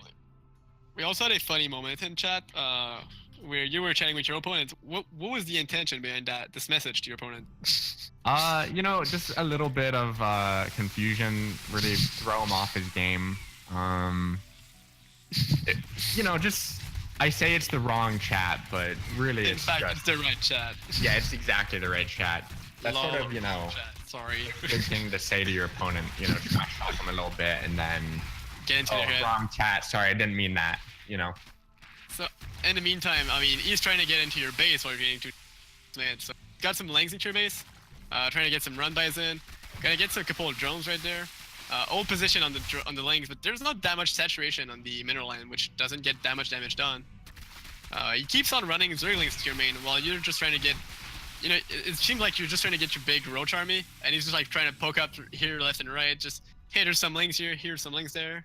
Yeah, so my plan in this game and most of my Roach games is as soon as I get Roach speed, I move out with my Roaches. I just feel like when you don't move out, like unless you're doing sort of this all-in, no Evo, no Lair, Roach Warren timing attack off of like 40 drones, that like unless you're doing that, the defender's advantage is going to be too high with the like travel distance across the map or travel time across the map. Especially with the rocks, if we were talking about in the pregame. Exactly. I mean, you can see it right now. They're sort of just like trickling one by one. And right now you've got a lot of Ravagers. You've got the upgrade lead right now. Snap has no upgrade. You have +1 and you have +2/+1 on the way. He does have 20 more Roaches. I have 8 Ravagers. He has none. And a massive concave. Sure. It's a massive concave right now by Snap. He's waiting for it. He knows you're coming. He knows you're coming right there. He's gonna get a big concave surrounding you. Even though with the upgrade lane, we're gonna see a lot of battles going down. No more hitting, Snap, but yeah, so this is exactly what I'm talking about. You get trapped in here. Oh boy, no, this is the moment where, oh boy, this is where it goes bad. I feel like this is where this game just, it went from pretty close. I mean, this was a pretty close fight for both sides. I mean, you had some good battles. You had a bigger number of Roaches and you got a good spread. But these rocks just made you lose about like 10 extra Roaches for nothing. And now it's just gonna push into your third base. Gonna get the Evo Chamber down, maybe. Gonna get Yeah, the it hatchery definitely down goes directly. just for the hatchery here and runs away. Mhm. I mean, I This think that's is a really good point. Like, he doesn't actually have that much of a advantage army-wise. I mean, he's trying to force the issue right there. Even though he's at an upgrade disadvantage, he's 2 upgrades down right now. Trying to force it. I feel like he's gonna lose quite a lot. I'm not sure. This seems really close right now. Both the number of roaches just dwindling down. Some Ravagers still left, increasing the DPS on your side. But I feel like maybe his reinforcement have been too numerous. He's got a lot of roaches just trickling down from the whole map and reinforcing his army. This Pine Crawler on the left side just poking out just barely enough for him to push. With the reinforcement, you're gonna be able to just push it back. I feel like sniping down the last Ravagers. Yeah, I think that this was mostly fine. If you look at units lost, we're like dead even. It's like absurd how close the units lost is. Oh boy, this is really close. Yeah. It's 100 mineral difference or 100 gas difference or whatever. I still have a worker lead. I don't have a he has the third, which is production lead with the hatchery. resource, but With the hatchery extra that he has. I have an he's upgrade lead as well. I'm up 3 upgrades. 3? 3 upgrades. 3 upgrades for now, yes. 3 upgrades for now, and he's gonna get 2 of them. If I could walk across the map right here, I think that. But you don't have the numbers. Doable. He has a number, and with the time you cross the map, he's probably gonna get the numbers back. Morphing some more Ravagers. I'm starting to feel like maybe at some point one of you two should have probably tried to take out of it. Snap going for Hive right now. We missed the infestation bit. But I feel like with the way the snap's played out, as we said earlier, there are ways to defend with lesser numbers, using the choke, using the rocks, using the smaller engage points, where you can actually abuse it to tech up and get different units. Lurkers, get Hydralisks, with a relatively safe position. So yeah, I think if I had been going for Hydras here, it would have put me in a pretty good position. I still have a 10 worker lead, or sorry, 6 worker lead. Yeah. So it's not an awful position to be in, especially with the upgrade lead. But without teching up to anything, it becomes a bit painful. Yeah, and we're gonna see you try and take down these rocks as a sign of discontent with them. Yeah, I mean, it looks like Snap has done the same thing with his rocks. He's also taking them down. You've killed them last time. Oh, did I kill them? You killed them last time. I guess I really hate these rocks. And you're gonna try and push out. This is a big ball of roaches from Snap. The numbers seem pretty fair. The upgrades are still in your favor by 1 upgrade, not 2 anymore. With Carapace +2 coming up in the way really soon. Gonna try and get the Overlord and not being able to. Well, there's no high ground. Yep, sadly. And we're gonna see Snap splitting off a couple of roaches to try and attack the 3rd base for you. Maybe try and snipe down the Evo Chambers. Maybe try and get some drones. With the numbers he has, it's on. Those Evo Chambers are a total lie. My real Evo Chambers are in my natural. How many Evo Chambers? I have 4 Evo Chambers. Is this intentional? Is this just forgetting So the thoughts with the Evo Chambers at the 3rd was that he kept flooding Lings. Oh, yeah. And I was like, if I just reduce the surface area with 2 Evos and then get a spine, he'll be unable to kill the 3rd hatchery, right? Yes. Right now, I mean, these Evo Chambers did win you some time and saved a couple of drones, because he killed both the Evo Chambers. Yeah, he thinks that he's denying, the upgrades, but little does he know. Well, actually, he's seen them, so he should know, but he hasn't put 2 and 2 together. Yeah. So I actually have a 2 upgrade lead again. There's a lot of things going on in ZV, especially in ZVZ map. I feel like there's a lot of things going on that you don't always pick up these small details. But right now, in the bigger pictures, you are going for Infestation Pit. Probably gonna take up to Hive, get some. I think the 40 supply lead right here is pretty. This is indicative. I mean, 50 supply lead in terms of army. Snap is going for more complex unit. He's going for a Lurker Den and a Ultralisk Cavern with +3, +2 on the way. While you are just trying to brute force it with roaches, trying to split off on different groups. One of the groups on the 3rd base gonna get in and kill a lot of the stuff. Queen's dead, some drones are dying, but the army is back off, so you just pull it back up. While the other army is trying to pressure into the main entrance. Armies on both sides trying to get a multi-prong. Are you playing ZVP or something? This is a huge mistake right now, is because you see that his army on the 3rd base is actually the same size as mine. And I have 2 upgrade lead. Yep. Or one upgraded now. Now in 0. But both armies of mine actually win. Yes. But Fun now fact. at this point, on the middle entrance, this fight is getting pretty close. But with the concave, it's gonna break down the rocks and prevent this engage path from happening, which is gonna reduce the areas you can attack with. Right now, Snap is trying to defend with all he's got, getting some upgrades on the back, getting Katina's plating, plus 3 attacks on the way. If he can survive for some time, maybe the Ultras are gonna swing the tide, because these Ultras are gonna take a lot of shots from Roaches to kill. While you are getting your IF right at this moment, not gonna be finished anytime soon. Gonna try and split off the army again. Gonna try and see if you can have a ball of Roaches killing the third base. But walking on creep, let's Snap just see your army moving from one base to another all the time. Yeah, but again, the army at Snap's It's third way better. gets a bit of wind, can back off, and now my other army should be able to, like... Oh boy, these biles. Oof. Yeah. For both sides, but I mean, on the fourth base, I mean, these fights, they're slightly winning on both sides, but I feel like every time it's a matter of being scared that his other army, when you pull back, is gonna pull back and rejoin and regroup with the other side, and give him a big lead. The third hatch is almost dead. If this would have died, though, this could have been a big game changer. And Snap's gonna get his first Ultralisk out on the map. 2 Ultralisk on the way with 0 attack, but plus 2 carapace and Katina's plating done. These are getting quite bulky to kill. I think that this game is now over. There was the chance when there was the supply lead, but given no tech for me other than a Spire, I think the this Spire, game is... the Spire can be a good call because there's no Entire right now. There's the only not, issue but is with Ultras, Mutas, I don't even know how long it takes Mutas to kill Ultras. long. And it's going to be a while before Broodlords can come out of that. So. Spire could have been a good call if it would have been faster. But right now we're going to see Snap move out with a big baller Roach Ravager and 2 Ultralisks. This fight looks to be quite close. There's a small upgrade late for Snap with plus 3 finished. And the Ultralisks up in front are going to take a lot. 17 Ravagers morphing. I feel like this is too many Ravagers. And the timing on it is really, oh boy, this is sad. Because right now he's pushing as you are morphing him. Well, at least I have a lot of vials, right? Yes. And the move command just to clump up in the middle might have been too greedy. Getting into the middle of the concave, getting a lot of damage from Snap. I feel like this might be enough to just push it through. I was gonna say the single, but there's now 2 Mulas on the way. Are these gonna be the heroes to save it? Sure. 2 Mutas, 25 Roaches, totally gonna win. Probably gonna win it. I mean, eventually they're gonna win. Right? Technically. I save all my drones, so. Yes. You're still at the drone lead. This is the weird part. For most of the game, you've been either equal or below in hatchery, but you've always been ahead in worker. I mean, as long as your workers live, I mean, a hatchery is only 300 minerals, so. And 60 seconds of waiting before mining. Is it only 60? That's not enough. I'm not sure how long it is. It's about a minute. Maybe shorter than that. Probably shorter than this, in fact. But yeah, I mean, right now we're gonna see Snap just trying to get a bigger army of bigger units, most likely. Lurker, burrow speed, more Ultralisks on the way.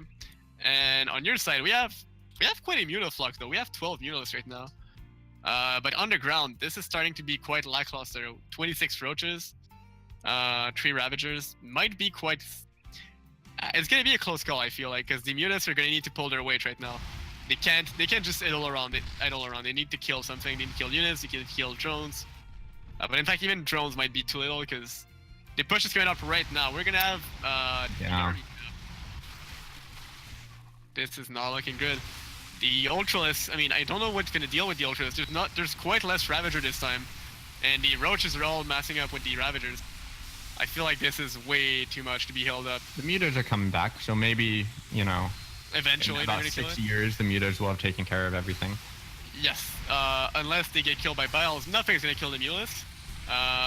But as we were talking about, the Ultralisks do not take damage from Mulisks. Yeah, it doesn't actually look like they're hitting anything when they're attacking the Ultras, does it? They're doing 2 damage apiece. Yeah, that's not too much. Not enough. And we're gonna see the Ultralisk, the Ravagers, the Roach, sniping down the Spire Tech, sniping down most of the workers, down to 11 workers. I mean, 41 to 180 supply, I think you can macro out of this. I feel like the soup does not lie, as someone would say. And I feel like you're just are you just microing these mulas until everything dies? I mean, I think I killed an leave Ultralisk. pretty soon. One Yeah, I Ultralisk killed one this time. Ultra. So that took about 30 seconds. So in another 30 seconds, I think you're gonna kill the roaches beside him faster than the Ultralisks. I think I've targeted the Ultras for some reason. Maybe I not really sure why. want the Ultras dead. Yep. I feel like we were talking about GG out of the game. Yeah, there we go. There is a point in games for anyone in chat, even if it's tournament. You know, people say you should play until it says you're out, until you said you're defeated. And okay, I feel like there's an extent. Fun fact: all of my supply was mutas. I had 14 mutas and 28 supply. I love these statistics. I love numbers. Numbers are great. So we're gonna see Psionic Aftermath going up four to no, not going up. Excuse me, I'm messing up my numbers tonight. Getting a second map on the board. The game being 4-2 right now. The match between the two teams. Sc2 Storm winning, technically winning the series with the last match, but every map counts for the league itself. Map score can help determine between tiebreakers and stuff. But yeah, I mean, this is just this was a particular game. I mean, I like the way the game was played for both players. We saw, I mean, I would almost call it a textbook Zerg versus Zerg, in the sense that you see the Zergling Baneling phase in the middle in the Bane in the game, then you see the transition to roaches, you see the kind of pushes and stuff, and then you see a transition to, you know, whatever's your preferred unit. As we could see from you went for Mutalisks, and Snap went for Ultralisks. Both different choices and both working differently. But in the end, the Snaps managed to take the win for this team.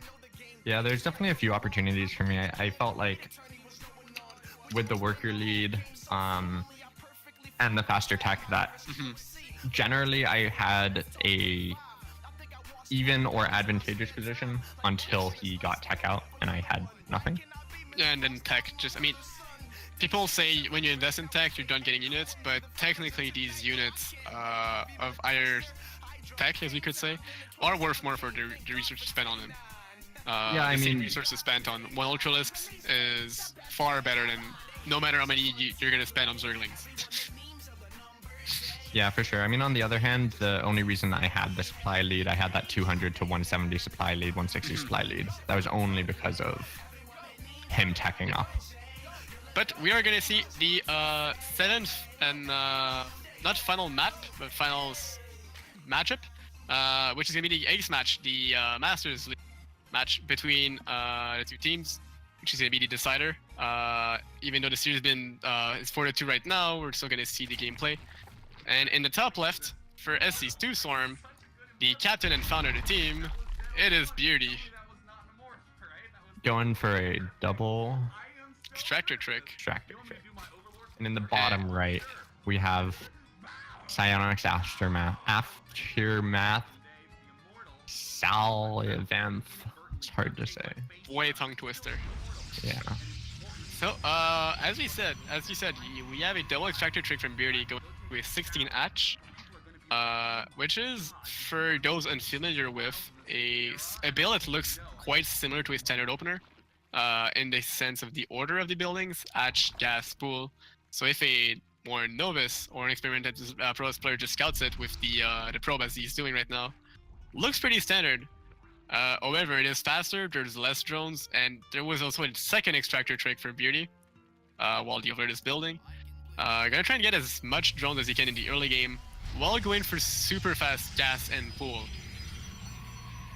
Yeah, it doesn't look like Salavanth is familiar with this. I think generally you should be looking, I think as a player, you should be looking at the pool timing and the gas timing more than the hatch timing. Yes. You know, you see that pool going down at 1 minute.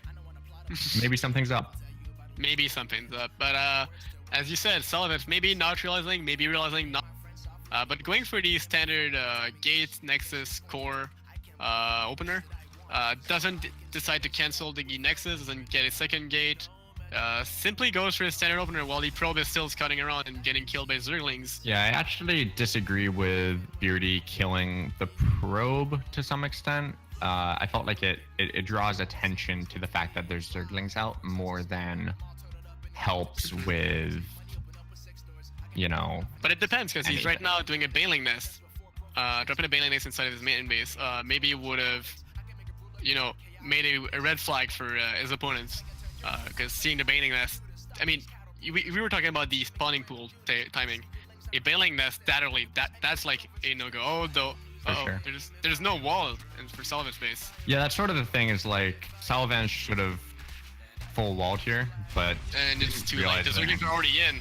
The probe getting picked up. The wall is not complete. The game should be over now. The first Yes. adept is dead, and now there's no units. So And the pylon's gonna be the next one to go down. The probes are gonna get picked up by those Zerglings. Some are getting rallied up to the pylon. That was a mighty quick game. yeah, that's unfortunate for Sullivan. This is when you just slip up a little thing, especially in PvZ. It's a matchup that can be quite unforgiving. Forgetting to finish off your wall, getting your units slightly too late, not realizing it's an early pool. You just lose the game straight up, which is quite sad at this moment. Losing the first map of the ace match that quickly in that fashion might play on his morale for the next game, because for those unfamiliar with CTL, the ace match, which is a Masters match, is a best of 3 in of itself, which is worth 1 map for the old series, but it's played over up to 3 games. So yeah, I mean, this was Beardy planning to go for what seemed to be a Bailing bust, I assume, with the Bailing Nest that early. But with his Overlord realizing the wall was not complete, there was no units. No, I mean, not as he was getting there. Just deciding to go for the straight lane run by and just flooding inside of his base, and yeah, that was pretty much a quick game. Yeah, you And- pretty much die to that if you don't have a wall or a Chrono Zealot. So Mhm. unfortunate. We're gonna be jumping into the next game between these two players, the same two players again, on Darkness Sanctuary, our Protoss player pick. So we're gonna be introducing our players again. In the bottom right, leading 1-0 for the final matchup in the evening, we're gonna have SC Swarm's Beardy. And in the top right, although the players themselves don't know this. Wait, sorry, did I say top right? Top right. Top right. We Yep. have Psionic Aftermath Sullivan. You're still having difficulties with this one. I'm struggling. Psionic Aftermath Sullivan. I don't think it's that hard. I think I'm just struggling. Maybe you're tired. I don't know this map well enough to say who has an advantage with these spawning positions, whether it's Zerg or Protoss, but Mhm. I mean, Sullivan's getting the information right off the bat. I mean, both players technically getting the information. I mean, I'm not sure that the Zerg player actually. I'm not sure that Beardy knows that was from the top right. that's true. They didn't know. That's right, Yeah. because he saw it. It was way too fast that he didn't even see from where we came from. Yeah. I mean, you see that his Overlord isn't switching where it's Mhm. going, so he clearly doesn't know. But he knows it's either from top left, bottom left, or top right. From Yeah, if he knows the timings well enough, then he'll know that. I feel I like just certainly wouldn't. I wouldn't be sure, but I would think it is from how fast that was. But yeah, I mean, Sullivan's knowing already the position of his opponent, quite a big thing. Darkness Sanctuary is a map known for, since you don't know exactly where your opponent spawns all the time, you can sneak up some different kind of builds, get some cheeses that your opponent does not scout. Because contrary to like standard maps where you're gonna have an Overlord scout at X moment in the game, you know for sure what you're gonna see. You may just scout the wrong base and get no information at all, while Sullivan does get the information for now. Yeah, I almost think that Sullivan could abuse this somehow, Mhm. but I'm not quite sure how. I think we're not too much in the Protoss player's head right now to know how you can abuse this. But Beardy going for the standard RGS pool, macro, going for some drones, while Sullivan is going for the same build, Nexus gate Nexus core, chrono boosting the adept. I guess he's wanting to make sure nothing like last game happens again. A serial over in fire in 6 minutes would be quite sad. Right. Well, I mean, he did scout with the. Mhm. I think it's pretty standard to chrono boost the first adept. Yep. I feel like this should be something everyone does, because the danger you get from not having any units out is quite high, while the downsides of not after removing the adept is not that bad. I mean, yes, you might be losing half a probe or two or one probe, but that's not too big compared to losing the game entirely. Yeah, it's nice to be able to get this natural drone count off with the adept. Yep. Without that, it becomes hard to tell what the Zerg is doing. The production switches from drones to pure Ling can be quite fast. Yes, I mean, this is the big advantage that people either love or hate about Zerg, is that since all the production comes from the larvae and the hatchery, you can get all kinds of unit and production switches in an instant. Contrary to like Terran or Protoss, where you need to have the right buildings to produce the units, everything produces in the same place. So instead of like making 2 probes, 1 unit from the warp gate and 1 unit from the Stargate, you can get 4 units from the warp gate instead if you were a Zerg player. So which is something that people sometimes enjoy or not. At the moment for Sullivan, we're gonna see the Stargate first with the Phoenix to open up. I don't think we can get any more standards for Protoss player. Yeah. Phoenix is gonna deny the scouting information for the Overlord in a moment. Beardy doing a 350 lair. He has a Spore Crawler and a Roach Warren. Double gas is going down, so it looks like it will be sort of almost a safety. Roach Warren is the idea with this. Is like if there's a charge law all in, if there's a depth pressure, you have but this isn't 10 roaches like out this. ahead of time. We apparently have a fleet beacon. A fleet going beacon down. and 2 Stargates. So I don't think the Phoenix, roaches are going to be great against that. I mean, there's two school of thought with this. Either they're not going to do anything because there's going to be air units, or they're going to do great because there's nothing to prevent them from killing the whole base. Yeah, I think ideally, I think the Protoss player here gets a Void Ray for safety against exactly what you're talking about. The Void Ray should tear through the roaches pretty fast. Yes. But if you don't get a Void Ray, which it almost doesn't look like the Protoss player is doing, given they have enough money for one and they're not getting it. He's timed both the gonna Stargate. Yeah, he's going straight to carrier, which is, I think, very greedy. I mean, he's went directly for double carriers. As you said, I don't think he can get as greedy in this. He's getting a 3rd base, I feel like, just for looks. Just to like it was normal build. You need the 3rd base for the economy eventually. The goal is just to skip all the middle ground. But if those roaches just walk across the map, there's 4 adepts, 5 adepts. There isn't that many roaches as of yet. There's like 8 roaches. I feel like Beardy doesn't know yet what's going to happen. I mean, For sure. I mean, it's hard to get the scout. scouting with the Phoenix out. He might be expecting like maybe there's gonna be an Orcon drop soon. Maybe there's gonna be Mass Oracle to Stargate Phoenix. Maybe there's gonna be like a Glad timing. Right now, there's no information on what's going on. And we're gonna see Sullivan go in for the super fast upgrades. We're gonna see Graviton Catapult. We're gonna see +1 air weapons, and the carrier is almost finished. This is starting to look quite scary though. And the roaches are gonna start moving across the map. Gonna try and see what they can do. I think it's a mistake for the Oracle to still be going into the main. I hope that he doesn't use any energy on it because if he he's loses gonna it though, he's gonna need the Oracle to help deal with these roaches. can I get a tag on the natural base? And Yeah, I don't think that that's worth it, spending the energy on that. He saw the roaches walking across the map, and he knows that he has nothing. Maybe he thinks that 2 carriers is gonna be enough.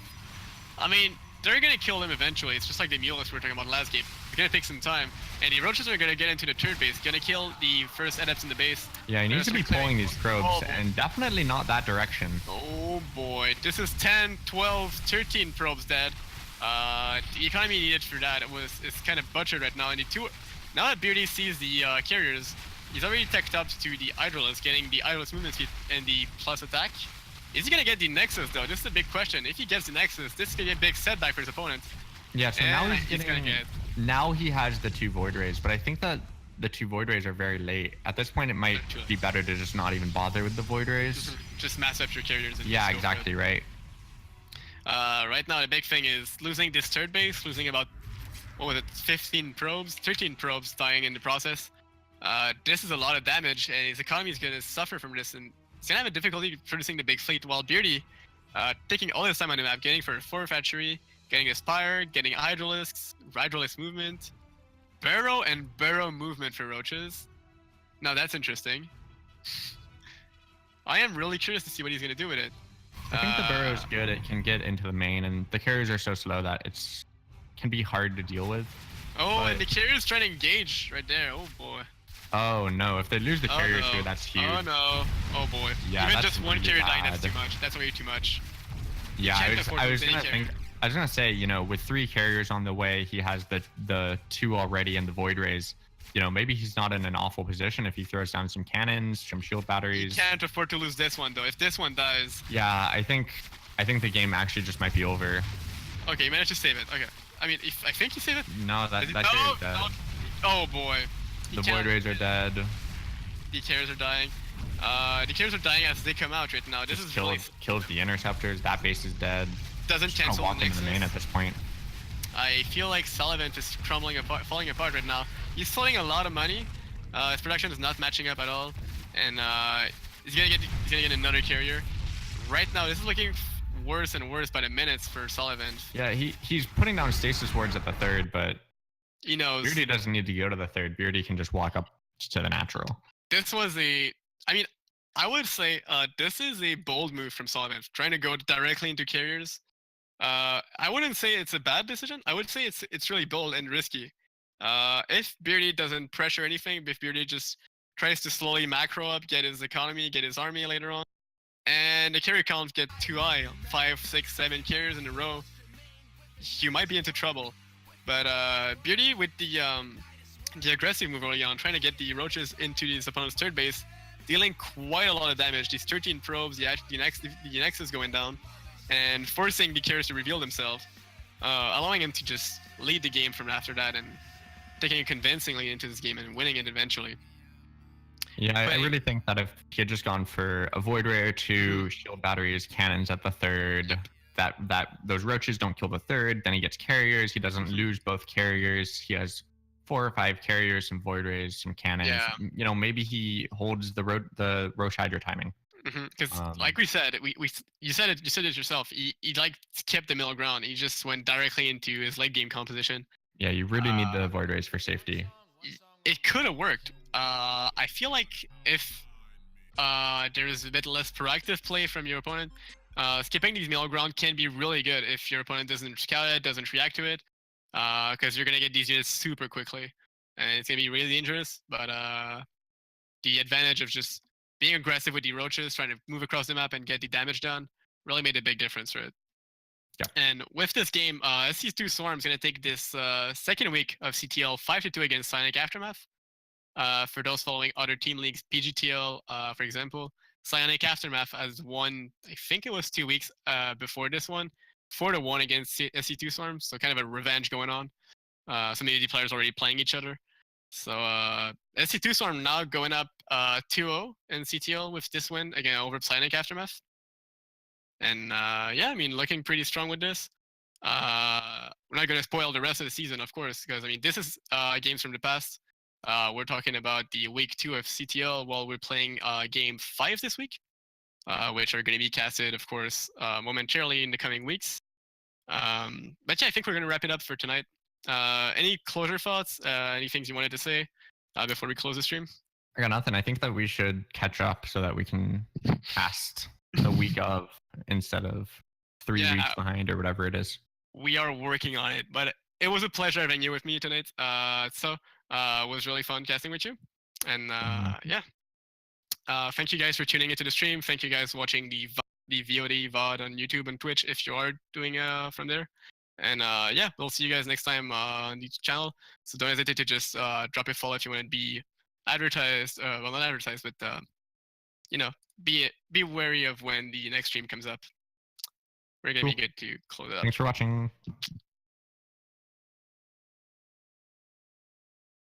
We're gonna play the one song only. Going so hard, suckers try to outline.